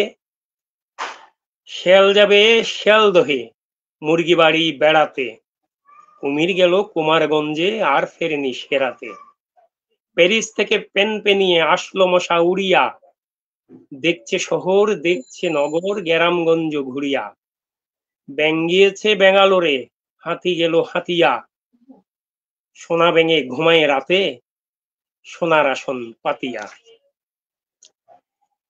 আমি যে লেখাটা এখন পড়ছি এটা আপনাকে মানে দু একটা প্রশ্ন করে নিই, যে আপনার এখনো পর্যন্ত প্রকাশিত গ্রন্থের সংখ্যা বহু, কিন্তু মন্তব্য আসছে, ইতিবাচক মন্তব্য, হ্যাঁ, যেখানে শিশিরের কথা বলা হচ্ছে, যেখানে নমিতা দেবের কথা বলা হচ্ছে, আমাদের বিমলেন্দ্র দাকে আমরা খুব মিস করছি। হ্যাঁ, আপনার এখনো পর্যন্ত প্রকাশিত গ্রন্থের সংখ্যা? আমার প্রকাশিত গ্রন্থের সংখ্যা ছড়া 4টা গল্পের ছোট ছোট গল্প, আর ছড়ার হচ্ছে 19টা, আচ্ছা সর্বমোট 23টা। আচ্ছা, এখনো মানে বিশেষ কোনো কাজ কি মনে হচ্ছে যে এখনো করা হলো না? অবশ্যই করা হয়নি। যেটা করতে হবে সেটা এনআরবি নিউজের দাবি, আপনার অবশেষ ভাইয়ের দাবি করতে হবে। আর একটা কথা, সেটা হচ্ছে বিশেষ কোনো সান্নিধ্য, যেমন ওই স্বামী আত্মস্থানন্দের কথা বললেন আমাদের দিদি ভাই, হ্যাঁ, আপনার এই যে দীর্ঘ পথ চলা জীবনে বড় লেখক, বড় মানুষ, বড় আশীর্বাদ। হ্যাঁ, অবশ্যই। হ্যাঁ, বলুন। আমি শুধু লেখালেখি করার কারণেই এই মানুষগুলোকে পেয়েছি, যেমন বাংলা একাডেমির পরপর 3-4 জন মহাপরিচালক যারা আছেন, সবার সাথেই আমাদের বাংলা একাডেমির, আপনারা জানেন, সবার নাম আমি উল্লেখ করছি না হয়তো। তারপর আমাদের এমনকি প্রধানমন্ত্রীর সান্নিধ্যও পেয়েছি। তারপর এই যে বড় বড় যারা ব্যক্তি বিশেষ আছেন সাহিত্যের, সবার সাথেই কম বেশি সবার সাথে আমি আমার শখ ফটোগ্রাফির, আমি ফটোগ্রাফি করে থাকি নিজে থেকে। আমি এই বড় বড় মানুষদের সবার ছবি সম্ভবত আমি আমার ক্যামেরায় আমি তুলেছি, এবং এই কারণেই হয়তো তুলতে পেরেছি, এবং বিশেষ করে লেখালেখি করতে এসেই ওনাদের সান্নিধ্যগুলো আমি পেয়েছি। আমি এটা খুব সংক্ষেপেই বললাম, এবং এটা আমার খুব ভালো লাগার একটা বিষয়। যেমন সেলিনা হোসেন, উনি তখন বাংলা একাডেমির মহাপরিচালক। ওখানে একটা ইয়ে বেরোয়, ওখান থেকে একটা শিশু কিশোর সংকলন বেরোয়, এখন এটা দ্বিমাসিক হয়েছে। ওই সংকলনে আমার একটা লেখা ছিল বঙ্গবন্ধুকে নিয়ে, জাতির জনক বঙ্গবন্ধুকে নিয়ে। তখন আমি ঢাকা গিয়েছি, আমরা চট্টগ্রাম থেকে ঢাকা গিয়েছি। আমার তখন ওই আর 10 জনের মতো ওই শখটাই ছিল আমার অটোগ্রাফ নেয়ার। তো আমি সুব্রত বড়ুয়াকে তো চেনেন, উনি সম্পর্কে আমার দাদা হন, আমাদের একই বাড়ি, আমাদের একই গ্রাম। তো সুব্রত দাদাও ছিলেন ওখানে। দাদার সাথে দেখা করে আপুর রুমে যাওয়ার জন্য জিজ্ঞেস করলাম, দেখিয়ে দিলেন, বলে যাও ওখানে। তো দাদা ফোন করে দিয়েছে ইয়েকে, আপুকে, সেলিন আপুকে, বাংলা একাডেমিতে। ওই সংখ্যাতে, ওই মাসের চলতি সংখ্যাতেই আমার লেখাটা ছিল। তো আমি ওখানে ঢুকতেই সেলিনা আপু বললে, আরে উৎপল নিশ্চয়ই তুমি এসো ভেতরে। এই যে এত বড় একজন মাপের মানুষ দাদা বলে দিয়েছেন বলে হয়তো আমাকে আমি যাবো এটা মনে করে আমাকে আমি জাস্ট আমি কি ভেতরে আসবো বলার আগেই আমাকে বলছি, উৎপল তুমি নিশ্চয়ই ভেতরে ঢুকো। এই যে এই জিনিসটা আমি ভুলবো না। মানে সেলিনা সোলসেন আপু এত বড় একজন মানুষ, কি সহজ সরল, কত আন্তরিক হলে এভাবে কথাটা বলতে পারে। তো আমাকে বলে জাস্ট আমি দাদা ফোন করে দেওয়ার পরে আপু বুঝতে পেরেছে ওই সংখ্যা যে আমার লেখা ছিল, ওনার সম্পাদনায় ছিল তখন, ওই লেখাটা বঙ্গবন্ধুর একেবারে দাঁড়ানো একটা ছবি পুরো 1 পৃষ্ঠা জুড়ে ছেপেছিল। তো সবার জন্য শ্রদ্ধা রইলো। আমরা আপনার কথা শুনবো। এখন আমরা নমিতা দেবের কাছে চলে যাচ্ছি। উৎপল্লাকে আবারও শ্রদ্ধা। ম্যাডাম, 2-1 মানুষের কথা বলুন, মানে আবৃত্তি শিল্পীদের অবদান কোথায়? মানে সেই নীলকণ্ঠের মতো, আমি কবিতাকে বিষ বলবো না, অমৃত বলবো। শিব যেমন কণ্ঠে বিষ ধারণ করেছিলেন, আবৃত্তি শিল্পীরা কণ্ঠে অমৃত ধারণ করেন।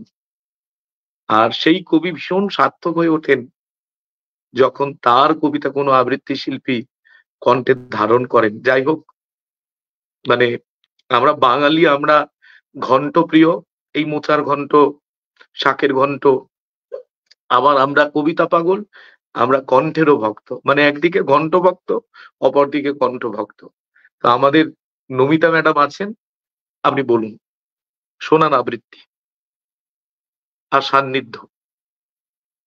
আমি কথাগুলো ভালো শুনতে পেলাম না, নেটের ডিস্টারবেন্সের জন্য। আমি বলেছি ম্যাডাম, আমি বলেছি আমরা কণ্ঠ পাগল, আমরা ঘন্ট পাগল। ঘন্ট মানে মোচার ঘন্ট, থোড়ের ঘন্ট, হ্যাঁ, এই যে রান্নাঘরে যে ঘন্ট হয় চচ্চড়ি। আর কণ্ঠ পাগল মানে আবৃত্তি শিল্পীদের জন্য আমরা বিশেষভাবে পাগল, কারণ তারা কণ্ঠে শব্দের অমৃত ধারণ করেন। তো সেই আপনি অমৃতের ধারণকারিণী। কণ্ঠ দিয়ে তারা ছবি আঁকেন, কণ্ঠ দিয়ে তারা ছবি আঁকেন। কবিতায় যে ছবিটা রয়েছে কবির কবিতায়, সেইটাকে আবৃত্তিকার তার কণ্ঠে ছবির মাধ্যমে ছবির মতো করে দর্শকের সামনে তুলে ধরেন। এটাই একজন ভালো আবৃত্তিকারের গুণ হওয়া উচিত বলে আমি মনে করি আর কি। আর কবিতা সবসময় আমাদের একটা মুক্তির পথ দেখাতে পারে, আমাদের আলোর পথ দেখাতে পারে, যে সুস্থ সংস্কৃতির সঙ্গে থেকে কবিতার কবিদের যে নিত্য নতুন ভাবনা আমাদেরকে জীবনের হতাশাকে কাটানোর পথ দেখাতে পারে। তো আমি চলে যাচ্ছি কবিতায়। এখনকার দিনের কবি গৌতম মণ্ডল। চলো যাই রূপসাগরে, কাগজের নৌকা গড়ে চলো যাই রূপসাগরে, যেখানে 10টা নদী মিশেছে সেই সাগরে, সেখানে আকাশ পানে সোনারোদ মাদুর বনে, মাদুরের বিছনা পেতে কথা কই মেঘের সাথে, সেখানে আইকে যাবি দুহাতে আকাশ ছবি, আকাশে হাত বাড়িয়ে পরীদের আঁকবি ছবি, সাগরের নোনতা পানি পরীদের গল্প শুনি, ছুঁয়ে জল নদীর পাড়ে চলো যাই রূপসাগরে, ছুঁয়ে জল নদীর পাড়ে চলো যাই রূপসাগরে। পল্লী গাথা, পরবর্তী কবিতা, কবি গৌতম মণ্ডল। আমাদের ছোট্ট এ গায়ে সবুজের পাতায় পাতায় সোনারোদ ঝিকির মারে, ধান ক্ষেত গল্প শোনায়। শুধু কি গল্প বলে, মাঠে ঘাটে বইছে ফুলে, ঘাসেরা চান করে রোজ সকালে শিশির জলে, ছুঁয়ে জল পুকুর ঘাটে কলমির লতায় পাতায়। কি কথা কইছে কানে, 7 ভাই চম্পা কোথায়, আমাদের সবুজ গায়ে আমজাম কাঁঠাল ছায়ায়, 7 ভাই চম্পারা আজ দল বেঁধে স্কুলে যায়, সেখানে আকাশ নীলে রাঙা মেঘ সাঁতরে চলে, জেলেরা নৌকা ভাসায় কাঁসাইয়ের ভর্তি জলে, আমাদের ছোট্ট এ গায়ে মেঘেদের ছায়ায় ছায়ায়। ফোটে কার শরৎ হাসে, বাজে ঢাক চণ্ডীতলায়। ধান ক্ষেত গল্প বলে, শোনে মাঠ রাতের তারা, ঝিলমিল সাজের বাতি, জালে দীপ সন্ধ্যা তারা। আমাদের ছোট্ট এ গায়ে আসে সাজ রাতের মায়ায়। সুখ দুঃখ কান্না হাসি লেখা থাক পল্লী গাথায়। সুখ দুঃখ কান্না হাসি লেখা থাক পল্লী গাথায়। অনেক ধন্যবাদ। আমাদের স্টুডিওতে আমাদের বহু কাঙ্ক্ষিত কবি শ্যামাচরণ কর্মকার। ভেবেছিলাম যে শ্যামা মায়ের চরণ বোধহয় পাবো না, কিন্তু শেষ পর্যন্ত শ্যামাচরণ আমরা লাভ করলাম। শ্যামাদা সম্পর্কে একটা কথাই বলবো, মানে আমাদের পশ্চিম বাংলায় যারা অত্যন্ত নিষ্ঠার সঙ্গে, সততার সঙ্গে, মোহমুক্ত ভাবে শিশু সাহিত্য চর্চা করছেন, তাদের মধ্যে তিনি কিন্তু একজন। এবং তার আন্তরিকতা, তার পড়াশোনা এবং তার লেখা, তিনি আমার অগ্রজ কবি। আমি শ্যামাদাকে প্রায় 30 বছর চিনি। আমি তখন বোধহয় 8-9-এ পড়তাম। তো শ্যামাদাকে স্বাগত আমাদের এনআরবি নিউজের পক্ষ থেকে এবং অবশ্যই অবশেষ ভাইয়ের পক্ষ থেকে। এবং আমাদের প্রচুর মন্তব্য আসছে, অত্যন্ত ইতিবাচক মন্তব্য। আপনাদের সবাইকে আমরা অভিবাদন জানাচ্ছি, স্বাগত জানাচ্ছি। আপনারা বেশি করে শেয়ার করবেন যাতে সবার কাছে পৌঁছে যায়। এখন আমরা সরাসরি বাংলা শিশু সাহিত্যের এক উজ্জ্বল নাম শ্যামাচরণ কর্মকার, তাকে আমরা স্বাগত জানাচ্ছি কিছু কথা এবং কবিতায় আসার জন্য।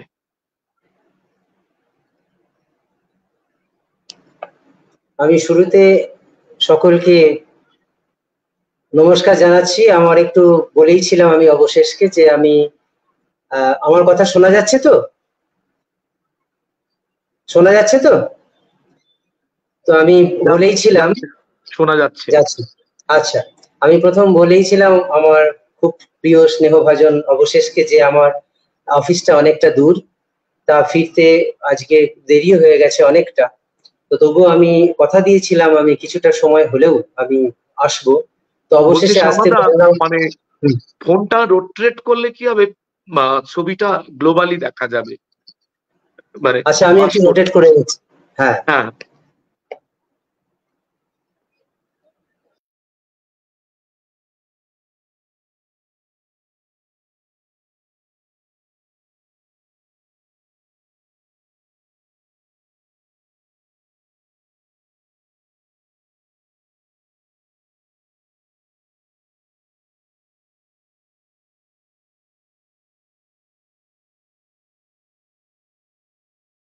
আমি একটা এই ফাঁকে ছড়া বলে নিই, ছোট্ট একটা ছড়া। দুপুর বেলা বৃষ্টি এলো। আমি ছড়া পড়লে কেউ হাততালিই দেয় না, আমি যেহেতু সঞ্চালক। দুপুর বেলা বৃষ্টি এলো, টাপুর টুপুর রবে, পড়ছে মনে এমন বৃষ্টি দেখেছি সেই কবে। কে লেখে আর বৃষ্টি দিনের এমন ইতিবীতি, বৃষ্টি ভেজা দিন মানে তো রিমঝিম সম্প্রীতি। বৃষ্টি ভেজা দিন মানে তো রিমঝিম সম্প্রীতি। এই সম্প্রীতির আসরে আপনারা যারা সময় দিচ্ছেন, যারা মন্তব্য লিখছেন, আপনারাই আমাদের অনুষ্ঠানের প্রাণ। কবি শ্যামাচরণ কর্মকার, ফিরে পেলাম মায়ের চরণ। মায়ের চরণ। যাই হোক, অবশেষ খুব সুন্দর কথা বলো, যার জন্য এত ভালো লাগে। আর সকলের মাঝে আসতে পেরেছি। এখানে আমাদের উৎপলকান্তি দা আছে, তারপর আমার খুব কাছের জন নমিতা রয়েছে, আচ্ছা রয়েছে অর্চনা দি, রয়েছে আমার খুব স্নেহভাজন আরেকটি ভাতৃপ্রতিম শিশির। সকলকে একসঙ্গে পেয়েছি, আর অবশেষ তো রয়েইছে। হ্যাঁ, তো খুব ভালো লাগছে। আর একটু আগে থেকে শুরু থেকে আসতে পারলে আমার খুব ভালো লাগতো। তো যাই হোক, সকলকে আমি আমার শুভেচ্ছা এবং ভালোবাসা জানাই, শ্রদ্ধা জানাই। আমি অবশেষে আসতে পেরেছি। যাই হোক, তো সকলকে শুভেচ্ছা আন্তরিকতা জানাচ্ছি, অবশেষকেও জানাচ্ছি। তো আগে অনেক কিছুই হয়ে গেছে, আমি খুব মানে দুর্ভাগ্যবশত আমার শোনা হয়ে ওঠেনি। যাই হোক, শুনতে পেতাম যদি শুরু থেকে হতো। তা এবারে আমি নমিতার যে এটা কবিতার এটা শুনলাম, তো এখানে কি আমি এখন আমি কি কোনো আমার নিবেদনের জন্য আমাকে বলছো অবশেষ? হ্যাঁ হ্যাঁ, একটু ছড়া দিয়ে একটু রাঙিয়ে দিতে বলছি। আচ্ছা, ছড়া দিয়ে রাঙাবো, তাহলে ঠিক আছে। আমি নমিতার একটু সূত্র ধরেই বলবো, যখন একটু খুব দোলাইত একটা ব্যাপার এনে দিয়েছে, তাই আমার ছড়া গ্রন্থ যাচ্ছি উড়ে ছড়ার দেশে ছড়া গ্রন্থ থেকে আমার একটি কবিতা, খুঁজছি আমি সেই ছড়াকে। খুঁজছি আমি সেই ছড়াকে, ছড়ার নাম খুঁজছি আমি সেই ছড়াকে। যে ছড়া খুঁজছি আমি, সে ছড়া কোথায় আছে? আমাকে বলবে কলম, ছড়াকে ডাকবে কাছে, তাকে খুব করব আদর, বসাবো খাতার পাতায়। সে ছড়া বৃষ্টি হয়ে ঝরবে কুকুর ছাতায়। সে ছড়া পাখির মতো অবাধে মেলবে ডানা, সে আলোর স্বপ্ন মেখে ছোবে নীল আকাশখানা। সে ছড়া রং ছড়াবে মাঠ ঘাট পুকুর ডোবায়, ফোটাবে শিউলি শালুক, সাজাবে কাশের শোভায়। সে ছড়া আঁকবে শরৎ, সে ছড়া ডাকবে মাকে, বলো না কলম তুমি কোথা পাই সেই ছড়াকে? সে ছড়া খুঁজবে কলম, সে ছড়া আমার প্রিয়, সে ছড়ার হদিশ পেলে খোঁজ তার আমায় দিও। সে ছড়া খুঁজবে কলম, সে ছড়া আমার প্রিয়, সে ছড়ার হদিশ পেলে খোঁজ তার আমায় দিও। আরো আরো আরো পড়তে হবে, আমরা তো কথা শুনতে চাইছি না, পরের ছড়ায় চলে যেতে হবে। আচ্ছা ঠিক আছে, আরেকটি ছড়ায় চলে যাই আমি। একদম। পরের ছড়া, চাইলে তুমি। চাইলে তুমি দিতেই পারি হাতে, আঁকার খাতা পেন্সিল রং তুলি। আঁকতে পারো তোমার ইচ্ছে রঙে, গাছপাতা ফুল হাঁসবক বুলবুলি। চাইলে তুমি দিতেই পারি মাঠ, সবুজ সবুজ নরম ঘাসে ছাওয়া। খেলতে পারো ছুটতে পারো মাঠে, তুলতে পারো বুকে খুশির হাওয়া। চাইলে তুমি দিতেই পারি তোমায় সুনীল আকাশ রোদ্দুর ঝিলমিল। উড়তে পারো ইচ্ছে ডানা মেলে, যেমন ওরে শালিক চড়ুই চিল। চাইলে তুমি দিতেই পারি নদী, মাঝি মাল্লা পালতোলা এক নাও। বলতে পারি ঢেউয়ের দোলায় দুলে, যেদিক খুশি সেদিক ভেসে যাও। আরো আরো পড়তে হবে, আরো পড়তে হবে। দেরিতে এসেছে বলে তাকে আমরা বঞ্চিত করব বা আমার অতিথিকে একটু কম খেতে দেবো, তা তো হবে না। শেষ আচ্ছা ঠিক আছে, সব বেশিই খেতে হবে পরেরটা। আচ্ছা ঠিক আছে, আমি আমার পরের ছড়ায় চলে যাচ্ছি। আমার দ্বিতীয় ছড়া গ্রন্থ জুঁই ফুলের আমরা গন্ধ। একটু হাততালি দিয়ে নিই দাদা, আমরা একটু হাততালি দিয়ে নিই। আচ্ছা ঠিক আছে ঠিক আছে ঠিক আছে ঠিক আছে, সবাইকে তো দিতে হবে। অনেক অনেক ধন্যবাদ সকলকে করতালি দিয়ে অভিনন্দিত করার জন্য আমাকে। আমি পরবর্তী ছড়ায় চলে যাচ্ছি। আমার জুঁই ফুলের গন্ধ, দ্বিতীয় বই জুঁই ফুলের গন্ধ। এটা একটা খুব মিষ্টি করে ছবি দিয়েছিল নমিতা, খুব সুন্দর করে এই কথাটা বলবো। যাই হোক, ও আমার খুব কাছের, আমরা একসঙ্গেই চাকরি করি। তো আর এটা ওকে পেয়ে খুব ভালো লাগছে যে আমরা একসঙ্গে পাশাপাশি রয়েছি। আমরা দুজনেই স্বরাষ্ট্র দপ্তরে আছি এখন, একদম ছিলাম বহুদিন ধরে। এখন একটুখানি একটু প্রমোশন পেয়ে একটু চলে গেছে, যাই হোক তবু কাছে আছে অনেক। বৃষ্টি চলছে, এখন তো বর্ষার সময়, বৃষ্টি পড়ছে টাপুর টুপুর রিমঝিম ঝিম, তাই বৃষ্টিকে বাদ দিয়ে হয় কি করে। এই জন্য আমার জুঁই ফুলের গন্ধ থেকে নেওয়া এই ছড়াটির নাম হচ্ছে বর্ষা মঙ্গল। এই ঝিরঝির টাপুর টুপুর এই ঝমঝম বৃষ্টি, ভিজছে পাতা কুকুর ছাতা ঝাপসা চোখের দৃষ্টি। এই দোলদোল বাদল হাওয়া কদম কেয়া দুলছে, ডোবা পুকুর টইটুম্বুর নদী নালাও খুলছে। জল থই থই পথ প্রান্তর ধবধবে আজ ফর্সা, দিচ্ছে ধুয়ে আবর্জনাও গা ভাসানো বর্ষা। বৃষ্টি বাদল গা ভেজালো, ব্যাঙের সে কি ফুর্তি, গান বাজনার ধুম পড়েছে, গলায় সে কি সুর, গলায় খুশির সুরটি। বাজাচ্ছে কে পাতার বাঁশি, মন কেমনের ছন্দ, জিলিপি আর পাঁপড় ভাজায় রথের মেলার গন্ধ। পড়ার থেকে মন উড়ে যায় বৃষ্টি ঝরা রাত্রে, বর্ষা বলে খিচুড়ি না ইলিশ দিয়ে ভাত রে, বর্ষা এলে এসব ছাড়া বলো কি আর ভাববো, মনের খাতায় লিখি বসে বর্ষা দিনের কাব্য। বলছি শ্যামাদা, মানে আমি একটা কালো মেয়েকে ভালোবেসে প্রথম কবিতা লিখেছিলাম আচ্ছা, ছাত্র জীবনে। মানে অর্চনা দিয়ে আছেন, আমার একটু লজ্জা হওয়া উচিত, তবুও তো কবিতা আমি কখন লিখলাম, মানে ছড়া তো লিখতে এসে শুরু করেছিলাম। তো সে কালো মেয়ে এখন কোথায় থাকে না থাকে সে প্রসঙ্গে আসছি না। মানে দাদা, তুমি কি প্রথম প্রেমের কবিতা দিয়ে শুরু করেছিলে লেখা, নাকি শিশুদের লেখা লিখেছিলে? হ্যাঁ না, দাদা। আমি প্রথম যেটা হয় যে ঘটনা হচ্ছে যে আমার লেখালেখি শুরু খুব ছোট্টবেলা থেকে, যখন আমি ক্লাস ছোট্টবেলাতেই লিখেছিলাম, কিন্তু ক্লাস 7-এ প্রেমের কবিতাটাই লিখেছিলাম, বলবো না আচ্ছা, তার নাম। তখন তো আমাদের সময় তো সেকেলে ব্যাপার, তখন তার প্রেমের ব্যাপারগুলো আসে না সেই সময়টা, আর দুঃখ দারিদ্র্যের মধ্যে দিয়ে বড় হচ্ছি, তো সেই সময়টা দুঃসাহস না থাকলে এসব কথা বলাও যায় না। হ্যাঁ একদম। তো সেই সময়তে যখন আমি হ্যারিকেনের আলোয় পড়তাম, তখন তো আমাদের বিদ্যুৎ আসেনি, তো যখন 6-7-এ পড়ি সেই সময় কবিতা শুরু, তো পরীক্ষার পড়া পড়ছি, তখন আমার ওই কাব্য টাব্য আসেনি, যাই হোক পড়ছি, সেই সময়তে একটা মশা খুব জ্বালাতন করছিল, খুব কামড়াচ্ছে, তো যাই হোক সেই সময়তে মশাকে নিয়ে 4 লাইন লিখেছিলাম, যদিও সেটা হারিয়ে গেছে। ওই মশার কামড় খেয়ে আমি কাব্য জগতে এসেছি শুরুতে, কবিতার মনেও নেই, কিছুই নেই, কিন্তু ছন্দটা ধরা দিয়েছিল। তখন মনে মনে ভেবেছিলাম, আচ্ছা এই যে কবিরা লেখেন, বেশ তো ছন্দ চলে এলো, কত সুন্দর এসে গেল 4 লাইনের, এটা লিখলে কেমন হয়। তখন আস্তে আস্তে টুকটুক টুকটুক করে লেখার জগতে চলে এলাম। তারপর স্কুলে যখন পড়ছি, তখন দেয়াল পত্রিকা করা, সেখানে স্যারকে বললাম, স্যার এখানে তো দেয়াল পত্রিকা করা হোক, এভাবে আস্তে আস্তে জড়িয়েছি। তাহলে দাদা মানে প্রথম লেখা প্রকাশ কত সালে? আমার প্রথম লেখা প্রকাশ কিছু ছোটখাটো লিটল ম্যাগাজিনে বেরিয়েছিল, কিন্তু আমি কমার্শিয়াল কাগজ দিয়ে মূলত আমার লেখা শুরু করি।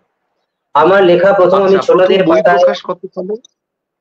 আমার 2019-এ আমার প্রথম যাচ্ছি ওরে ছড়ার দেশে বইটি প্রকাশিত হয় প্রেরণা প্রকাশনী থেকে, আর প্রকাশক ছিল কবি শহীদ মানস চক্রবর্তী, আর দ্বিতীয় আমার 2021-এর আমার জয়ী ফুলের গন্ধ, সেটা পরিচয় প্রকাশন থেকে বেরোয়। আরেকটি আমাদের তো মানে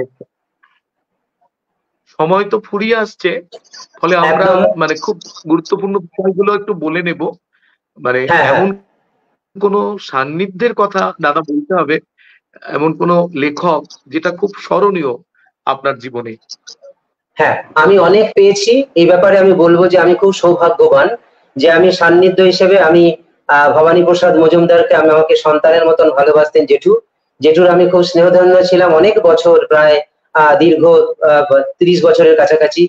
তারপর ষষ্ঠী জেঠু ষষ্ঠীপদ চট্টোপাধ্যায়, তারপর দীপ মুখোপাধ্যায়, হ্যাঁ, তারপরে শ্যামল কান্তি দাস, রতনতনু ঘাটি, তারপরে আমাদের চন্দন দাস, শ্যামল কান্তি দাস, পার্থজিৎ গঙ্গোপাধ্যায়, কার কথা বলবো না, মানে সকলকে আমি পেয়েছি, এটা আমার খুব সৌভাগ্যের যে প্রত্যেককে আমি পেয়েছি, আমাকে খুব ভালোবাসেন। আর পরবর্তীকালে আমি বিশেষ করে যখন বাংলাদেশের কথাও বলতে হবে, বাংলাদেশে আমার খুব স্নেহ, আমাকে খুব ভালোবাসেন রহিম শাহ আমাকে ভীষণ ভালোবাসেন। তারপরে আমাকে আমিরুল ইসলাম দা আছে, খুব ভালোবাসেন। আঞ্জিল লিটন দা আছেন, ভালোবাসেন। তারপর আমাকে আমাদের সুজন দা রয়েছে, অরুণ দা রয়েছে, অরুণ শীল, কথা বলতেই হবে। এবং আরেকজনের কথা না বললেই নয়, উৎপল কান্তি দা তো সঙ্গে রয়েছেন, ফোনে কথা হয়েছে দুদিন উৎপল কান্তি দার সঙ্গে। আচ্ছা, তারপরে মহিন দা আছে। মানে হ্যাঁ সমাধান বলছি, যে তালিকাটা পেলাম সেটা তো ভালোবাসে কারা, কিন্তু হিংসে করে কারা, শত্রু কারা, এদের কি নাম বলা যাবে?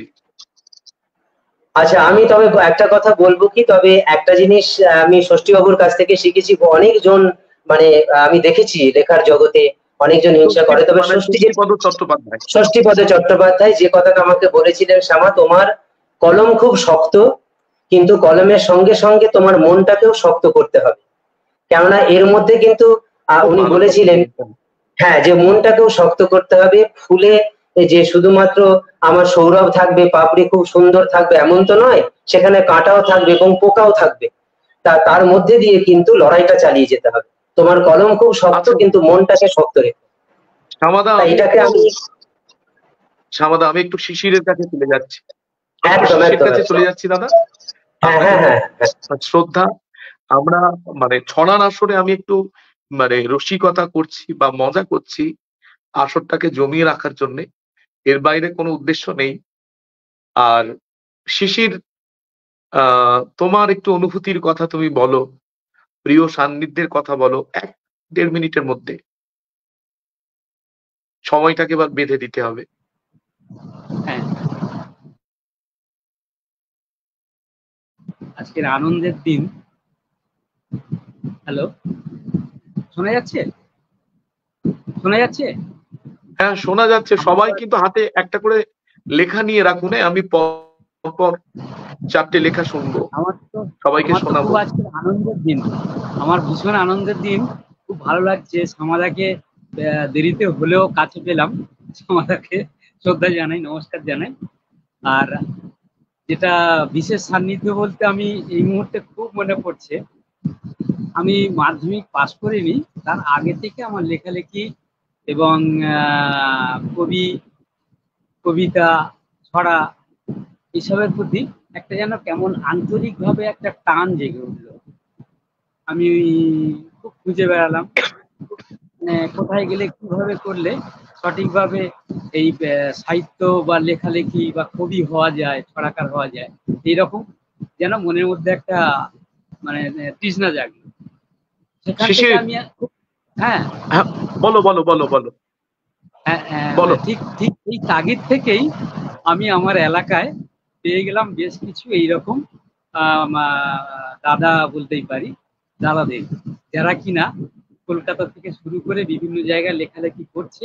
তারপরে বেশ কিছু মানে লিটল ম্যাগাজিন, সেগুলো আমি খুঁজতে লাগলাম, সেগুলো হাতেও পেয়ে গেলাম। দেখলাম খুঁজতে অবশেষ দাস, আজকের অবশেষ দাস আমার সঙ্গে আছে বলে শুধু নয়, এটা আমার কাছে অন্যতম পাওনা বলে আমি আজকের এই চ্যানেলে অনুষ্ঠানে স্বীকার করছি।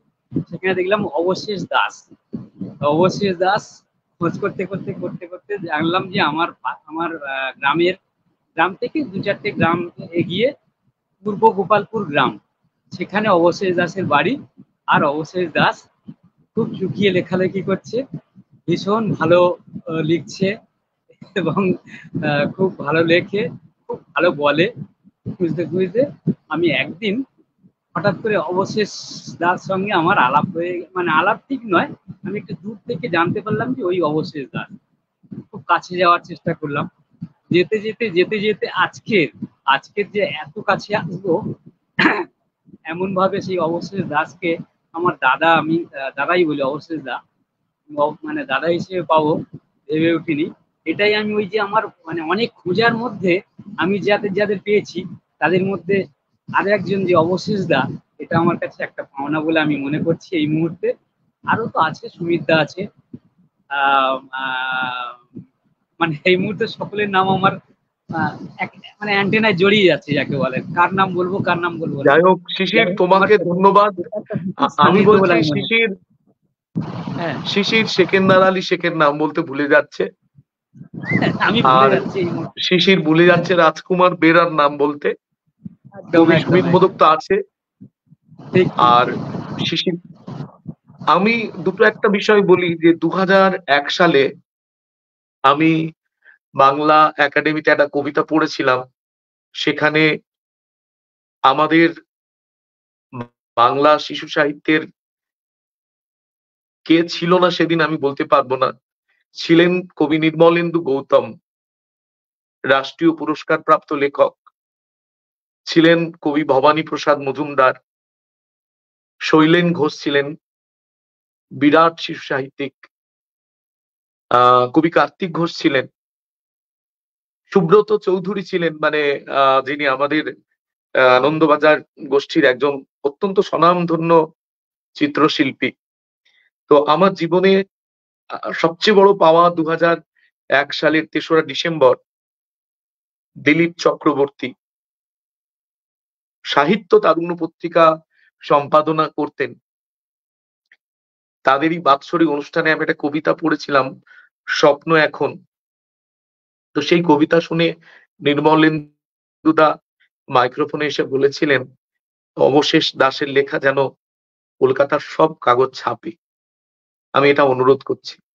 সেদিন হয়তো শ্যামাচরণ দাও ছিলেন, আমার মনে নেই, এবং আমার সম্পর্কে অনেক অনেক আশীর্বাদ করেছিলেন, সাধুবাদ জানিয়েছিলেন, আমি একদিন অনেক বড় হব, সেই আশীর্বাদ জানিয়েছিলেন। এবং সেদিন আমি ভবানী প্রসাদ মজুমদার, কার্তিক ঘোষ, শৈলেন ঘোষ, সুব্রত চৌধুরী, তপন কুমার দাস, সবাই তাদের পাওয়া পুষ্পস্তবক গুলো আমাকে দিয়ে দিয়েছিল, মানে আমাকে আর দেখা যাচ্ছিল না। তো আমার জীবনের মানে অত্যন্ত একটা স্মরণীয় ঘটনা, আমাদের বাংলার মুখের অনুষ্ঠানে বুদ্ধদেব গুহ এসেছেন, কবি জয় গোস্বামী এসেছেন, কবি জহর সেন মজুমদার এসেছেন, কবি শ্যামাচরণ কর্মকার এসেছেন, কবি রফিকুল ইসলাম এসেছেন। তো আমি যাদের পেয়ে ধন্য তাদের মধ্যে একজন হচ্ছেন সাহিত্যিক অতীন বন্দ্যোপাধ্যায়। উনি তো আমাকে নিয়ে একটা বড় পাতা লিখেছেন, এবং আমি সান্নিধ্য পেয়েছি আব্দুল জব্বারের,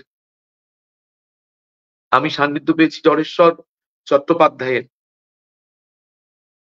সান্নিধ্য পেয়েছি কবি মনোরঞ্জন পুরকাইতের, কবি আনসারুল হকের, কবি স্বপন কুমার রায়ের, এবং এই মুহূর্তে আমার জীবনের অনেকটা অংশ জুড়ে আছেন কবি রফিকুল ইসলাম। অনেক অনেক অনেক মানুষের নাম বলতে হয়। তো এরাই কিন্তু আমার জীবনকে ব্যাপকভাবে অনুপ্রাণিত করেছেন। এবং আমার জীবনের সবচেয়ে স্মরণীয় ঘটনা ওই 2001 সালের 3রা ডিসেম্বর একসঙ্গে মানে 20-25টা পুষ্পস্তবক পেয়েছিলাম। এবং শিশির সাঁতরা বলে খুব ছোট্ট মতো রোগা পাতলা মানুষ কবি, তো তিনি বলেছিলেন, অবশেষ তুমি কিন্তু একদিন শাইন করবে। আমি জানতাম না শাইন করা মানে কি, তখন তো আমি 9-10-এ পড়ি। তো আজকের সঞ্চালক হিসাবে আমি জানি না বেশি কথা বলে ফেললাম কিনা, বা দর্শক আমাকে ক্ষমা করবেন কিনা। আসলে এই প্রাপ্তিগুলো আমাদের জীবনের কিন্তু খুব বড় প্রাপ্তি। কে হিংসে করলো, কে ঈর্ষা করলো, হ্যাঁ, কে লেখা ছাপলো না, কে কবি সম্মেলনে ডাকলো না, কি এসে যায়। এই যে এনআরবি নিউজ এই যে মঞ্চটা দিয়েছে, এই অনুষ্ঠানটা মানে হাজার হাজার মানুষের কাছে পৌঁছে যাবে। কোনো কাজ আমি মনে করি না কোনো প্রয়াস ছোট। এবং আজকের আমরা কত কথা সবার সম্পর্কে জানতে পারলাম, যেটা কিন্তু মানে খুব বড় একটা বিষয়। বহুদিন পর অর্চনাদিকে আমি দেখলাম এই এনআরবি স্টুডিওতে, বহুদিন পর। তো যাই হোক, আমরা এখন উৎপলকান্তি বড়ুয়ার একটা ছড়া শুনবো।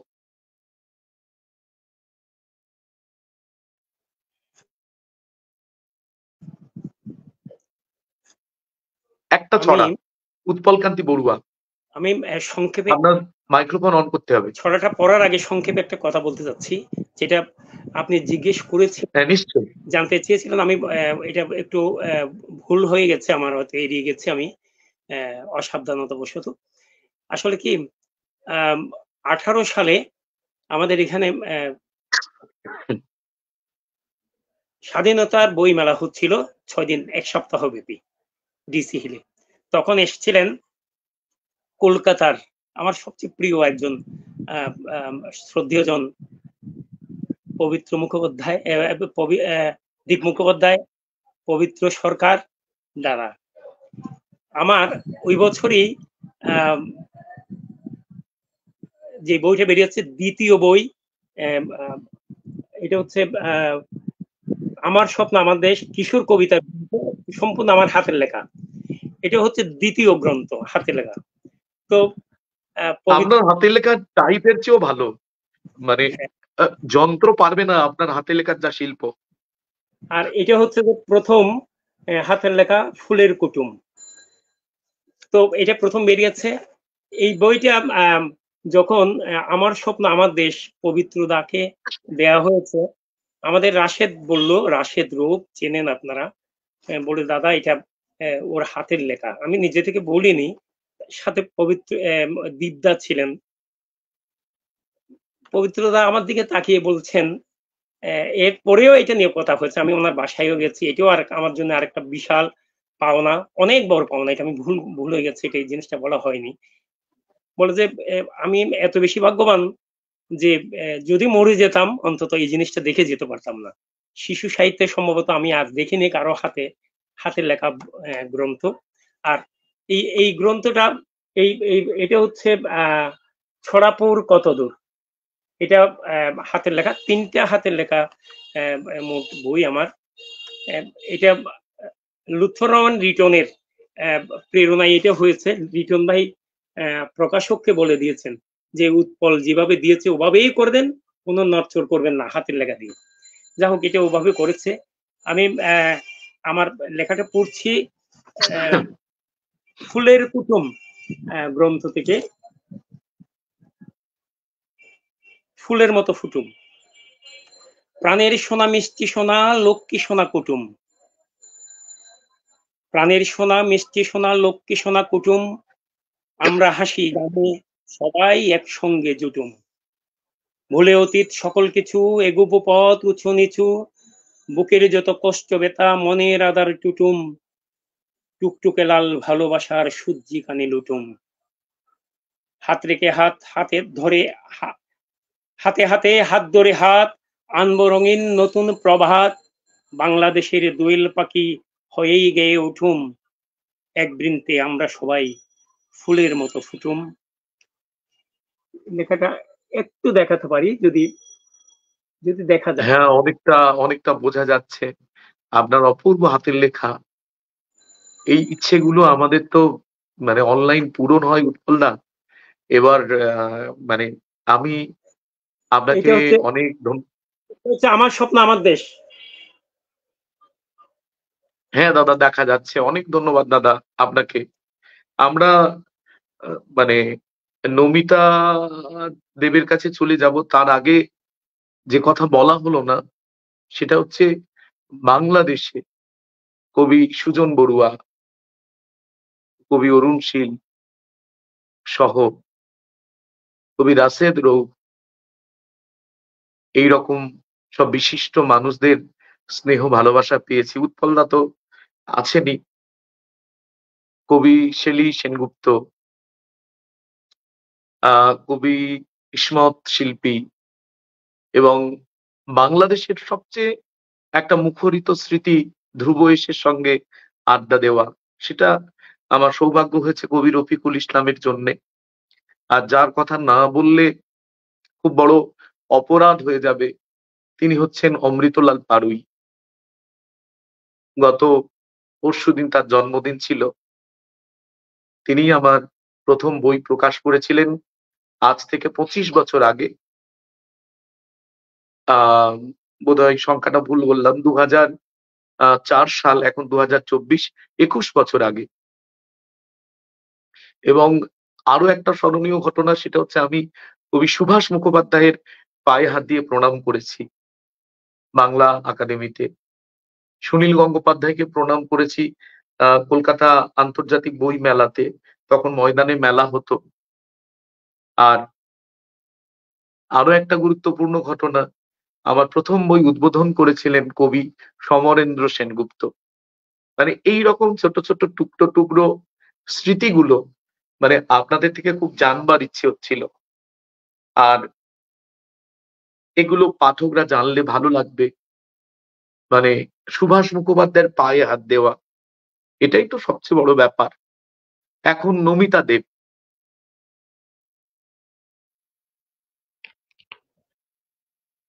আমি কবিতায় যাওয়ার আগে দুই একটি কথা শুধু বলতে চাই যে আপনি বলছিলেন যে সঞ্চালনা বেশি কথা বললাম কিনা, তো একটা কথা বলতে ইচ্ছা হচ্ছে যে আপনার সঞ্চালনা অপূর্ব, কোনো কথা হবে না, এবং অলরেডি কমেন্টও এসেছে সেই নিয়ে আপনার সঞ্চালনার প্রশংসায়।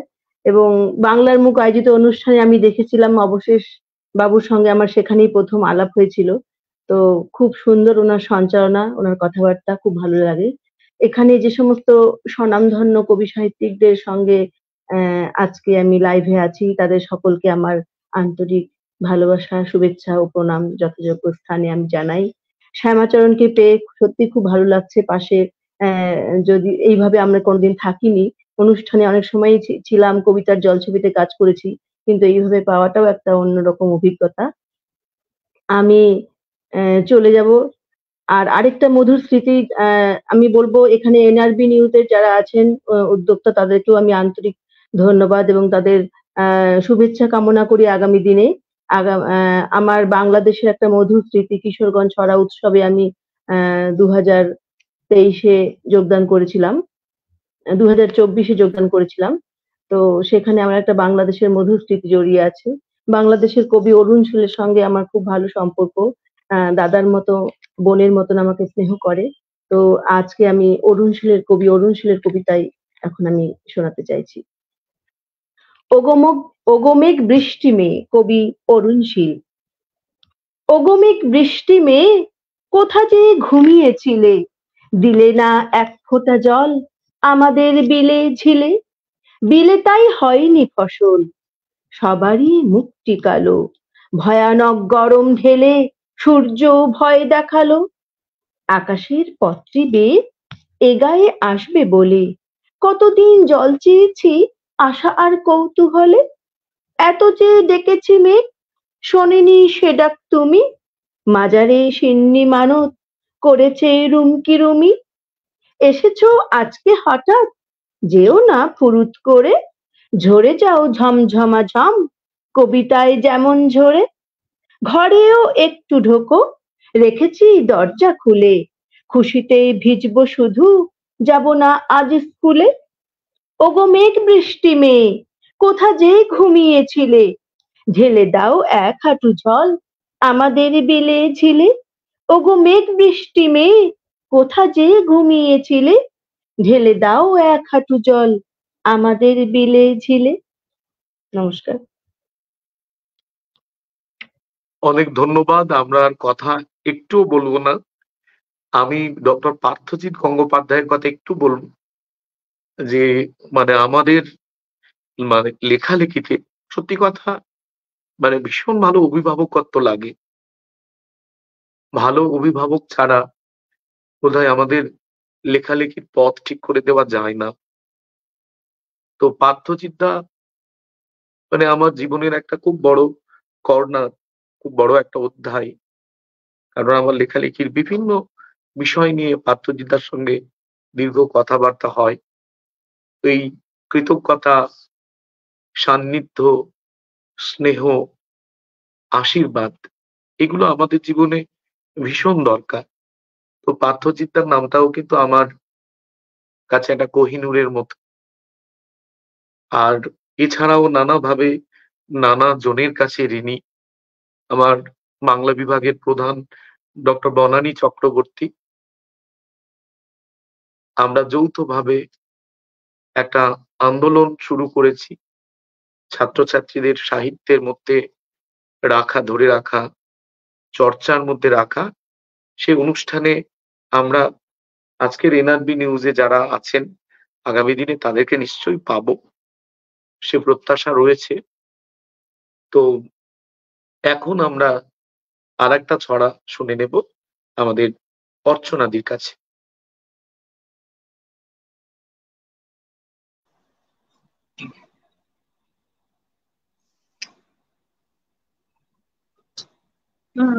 ছড়া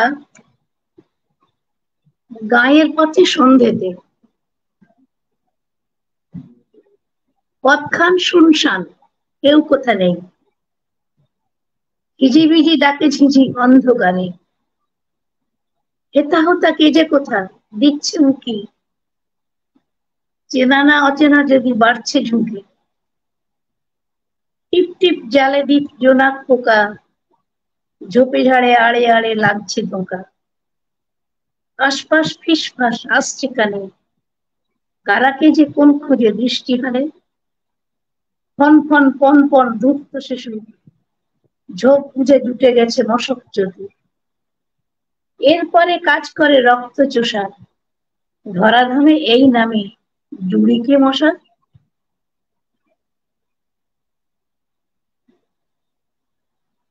অনেক ধন্যবাদ, অনেক ধন্যবাদ আর আমি কবি শামীম রেজার কথা বলবো। ঢাকা জাহাঙ্গীরনগর বিশ্ববিদ্যালয়ে আমরা দুদিন আমন্ত্রিত হয়েছিলাম। তো মানে কবি অরুণ শীল একটা কথা বলেন যে তুমি জানবে যে চট্টগ্রামে তোমার একটা বাড়ি আছে, তোমার একটা দাদা আছে। কবি শামীম রেজা ঠিক একই কথা বলেন যে ঢাকা আসা মানে অবশেষ তুমি আমার বাড়িতে চলে আসবে। আর হাসান মাহমুদ, সময় পূর্বাপর পত্রিকার সম্পাদক, এবারে তো ছড়া সংখ্যা হচ্ছে, এখানে যারা আছে সবারই লেখা আছে। তখন মানে কি বলবো, মানে এই মানুষগুলো মানে আমাদের জীবনকে নানাভাবে আলোকিত করেছে। একটা গাছ যেমন অনেকগুলো শাখা প্রশাখা নিয়ে একটা গাছ হয়, একটা মানুষও বোধহয় অনেকগুলো নির্ভরতা নিয়ে একটা মানুষ হয়ে ওঠে। এবং আমাদের এই ঋণ স্বীকার, আমাদের এই কৃতজ্ঞতা বোধ যদি হারিয়ে যায়, বোধহয় মানব সভ্যতা একদিন হারিয়ে যাবে। ফলে আপনারা যে যেখানে থাকুন, আমি তো ছাত্রের মতো সবার কাছে শুধু শিখতেই চেয়েছি। আজকের ওমর দা, আমাদের শাহানারা দিদিমণি, এই যে ছড়ার গাছ, ছড়ার ছায়া, এই পথ চলা আমরা শুরু করেছি, আমরা কিন্তু কখনো থামবো না সেই প্রতিশ্রুতি নিয়ে তো পথ চলা শুরু করেছি। আগামী দিনে হয়তো আমরা একক অনুষ্ঠানও করব কাউকে কাউকে নিয়ে। আর অর্চনাদির মতো মানুষ, শ্যামাচরণদার মতো মানুষ বা আমাদের উৎপলদার মতো মানুষ, তারা দীর্ঘদিন ধরে লিখছেন। হ্যাঁ, বিমলেন্দ্র দা ছিলেন। হ্যাঁ, কত কথা আজকের আমরা রেকর্ড করে নিতে পারলাম। আগামী দিনে বাংলা ভাষা নিয়ে সত্যি সত্যি যারা গবেষণা করবে, বাংলা শিশু সাহিত্য নিয়ে যারা গবেষণা করবে, তারা কিন্তু এনআরবি নিউজের কাছে ভীষণভাবে ঋণী হয়ে থাকবে। আর এনআরবি নিউজের নেপথ্যে যারা, তাদের কাছে ঋণী হয়ে থাকবে। আমরা তাদের পথ চলার সহযাত্রী মাত্র। এখন সামাদার আর একটা লেখা আমরা শুনে নেব। সামাদার দুটো লেখাই শুনি, চটপট। চটপট একটু শোনাই, একটু মজার লেখার দিকে যাই। আমার এবারে ছড়ার নাম লম্বা আর বেটে।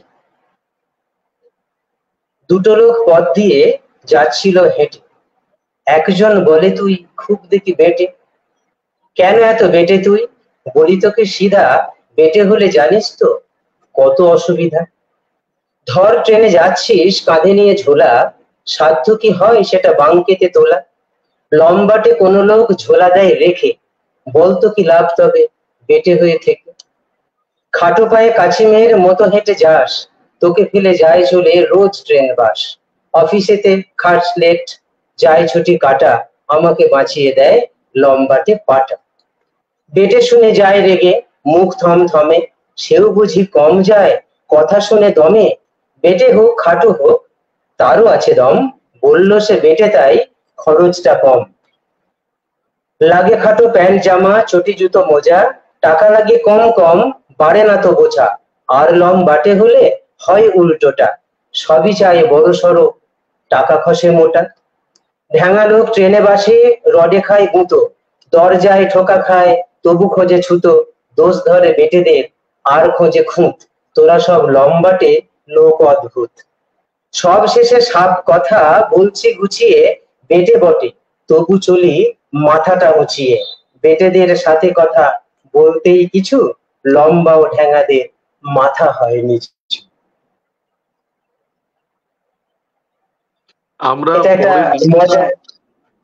আমরা পরের লেখাটা শুনবো দাদা, পরের লেখাটা। আচ্ছা, মজার ছড়া। পরে আর মজায় যাচ্ছে না, একটু জীবন কথার যে শিক্ষা নিতে হয় সেই কিশোর কবিতায় যাচ্ছে। একটি কিশোর কবিতা, সাঁঝ বেলার কথা। আধার ঘনায় বনবাদারে সূর্যি নিভে আসে। আধার ঘনায় বনবাদারে সূর্যি নিভে আসে, অন্ধকারে ডুব দিল মাঠ, কালোর ছবি ভাসে।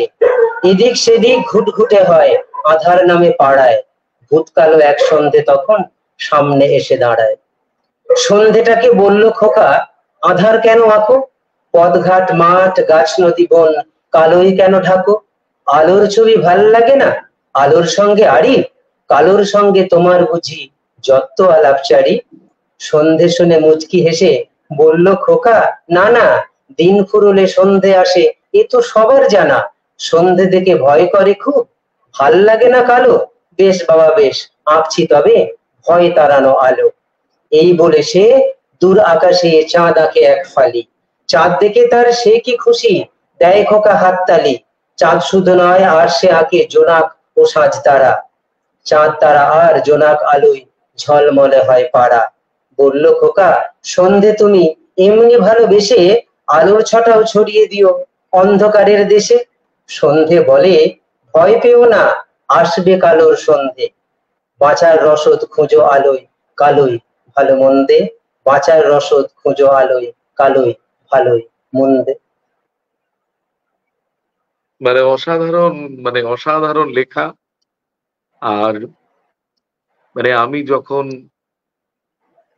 আক্ষরিক অর্থে মাটির ঘরে বড় হচ্ছি, আমার শৈশব কাটছে আম জাম গাছের ছায়ায়, তো তখন আমি বুঝেছিলাম যে মাটিকে যে প্রণাম করতে শেখে সে বোধহয় পিতামহকে প্রণাম করতে শেখে, পিতামহকে প্রণাম করতে শেখে। এবং তখন মানে কবিতা এত সহজ ভাবে বুকে এসে দোল খেত। দেখতাম যে কবিতা মানে ঘাসেরা যেমন জন্মায়, যেমন সূর্য আমাদের দরজায় এসে সকালবেলা জানান দেয় সকাল এসেছে, সেরকম ভাবে কবিতা চলে আসতো। এখন কিন্তু অনেক সময় মনে হয় যে মানে কবিত্ব বুঝি কবির থেকে একটা ব্যবধান রেখে দাঁড়িয়ে আছে। তাকে ডাকতে হয়, এই আয় আমি লিখবো, সাথে আয়, সহযাত্রী হ।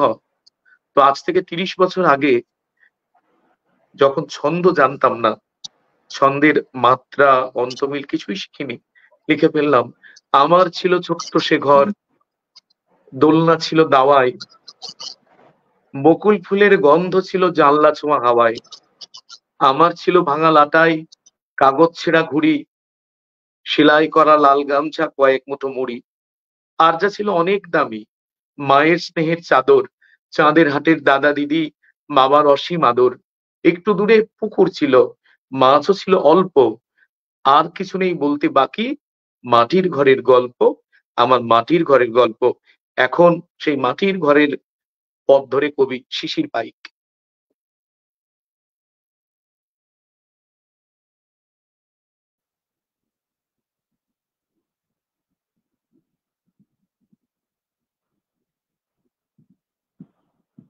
আমি মাটির ঘরেই বড় হয়েছি। আজও আমার এই মাটির ঘর আমাকে খুবই ডাকে। আমার মা আজও আমাকে আমার ডাকে। আমি তাই মাকে নিয়ে একটি লেখা। দাদা শোনা যাচ্ছে না, একটু জোরে বলেন। ও শোনা যাচ্ছে না? আমার মা।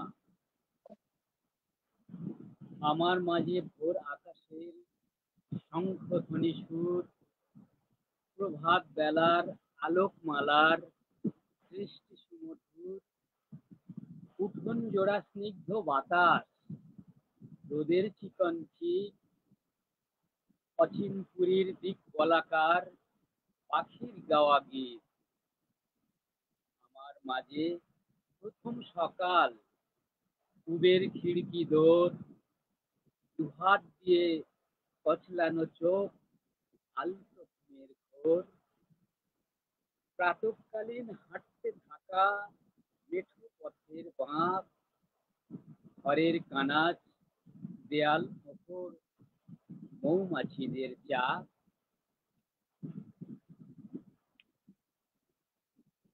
এখন আমি বড় হয়েছি, আমার দুই কন্যা। আমার বড় কন্যা সে ক্লাস 6 এ উঠেছে, আর ছোটটা খুবই ছোট, সে এখন খুব ভালোভাবে কথা বলতে জানে না, তবে দুষ্টুমি করে, তাকে নিয়ে লেখা আমার ঘরের খুশি। ওই তো পূবের আকাশ হলো লাল, ওই তো পূবের আকাশ হলো লাল, সাতটা ঘোড়া ছুটিয়ে দিয়ে হাসলো সকাল। ওই তো পূবের আকাশ হলো লাল, সাতটা ঘোড়া ছুটিয়ে দিয়ে হাসলো সকাল। মেলল ডানা দুর্বলাকার শাড়ি, মেলল ডানা দুর্বলাকার শাড়ি, উঠতে উঠতে উড়েই দিল মেঘ মুলুকে পাড়ি। ঘরের দাওয়ায় ছোট্ট একটি পাখি, ঘরের দাওয়ায় ছোট্ট একটি পাখি, রোদের পরশ ডানায় মেখে করলো ডাকাডাকি। জানলা ফাঁকে মারলো কে গো উকি, জানলা ফাঁকে মারলো কে গো উকি, ভোরবেলাকার ঘুম জাগানো আমার ঘরের খুশি, এতে আমার ঘরের খুশি। আরেকটি লেখা পড়বো কি? আরেকটি লেখা পড়বো? আর একটা পড়বো? হ্যালো, হ্যাঁ। বর্ষাকাল, ঝিরঝির বৃষ্টি পড়ছে, তাই কালো মেঘ আকাশ ছেয়ে গুরুগুর সুরটা তুলে, গুরুগুর সুরটা তুলে ঝমঝম ঝমঝমিয়ে ছড়ালো বৃষ্টি ধারা কালো মেঘ আকাশ ছেয়ে। আমলিচু জাম জামরুল আছে পেকে পাতার ফাঁকে, টুকটাক পড়বে এবার ছোট ছোট ছেলের ঝাঁকে। দেবদারু মহুয়া শিমুল লাউ ঝাউ তেঁতুল পাতা বাদলের মিষ্টি হাওয়ায় দুলে দুলে নাচছে মাথা। পিউ পিউ ছোট্ট পাখি, পিউ পিউ ছোট্ট পাখি কদমের উদম শাখে সারা রাত একলা বসে ভিজে ভিজে মাকে ডাকে। সকালে সূর্যি মামা খেজুরের পাতার খাঁজে আলোতাপ রং ছড়ালো পিউ পিউ ডাকের মাঝে। বাদলের আদল ছায়ে আছে বসে ছোট্ট ছানা, দেখে পাখি মাও হেসে মেলে দিল দুইটি ডানা। ভালো থাকবেন। আচ্ছা, আমাদেরকে শেষ করতে হবে, আমরা উৎপল বাবুর কাছে একটু যাচ্ছি।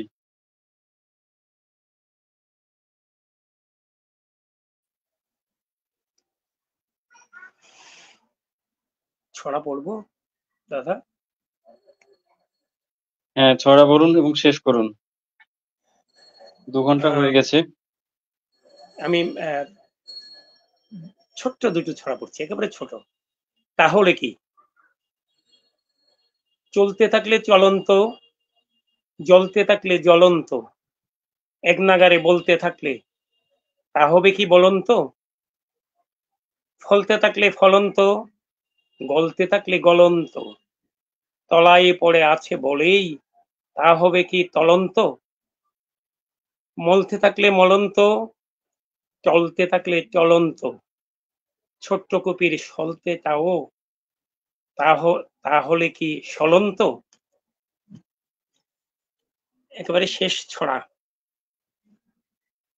এই ছড়া হতে পারে প্রতিদিন ভোর, এই ছড়া পারে খোকা খুশি হতে তোর, এই ছড়া সারাদিন রয় পাশে পাশে, এই ছড়া সব ভুলে দুঃখেও হাসে, এই ছড়া খেলাধুলা পড়ালেখা পারে, এই ছড়া নানা কাজ করে একাধারে, এই ছড়া কত কিছু করে আরো দেখাবে, এ ছড়াই মহাবেদী অনিয়ম ঠেকাবে।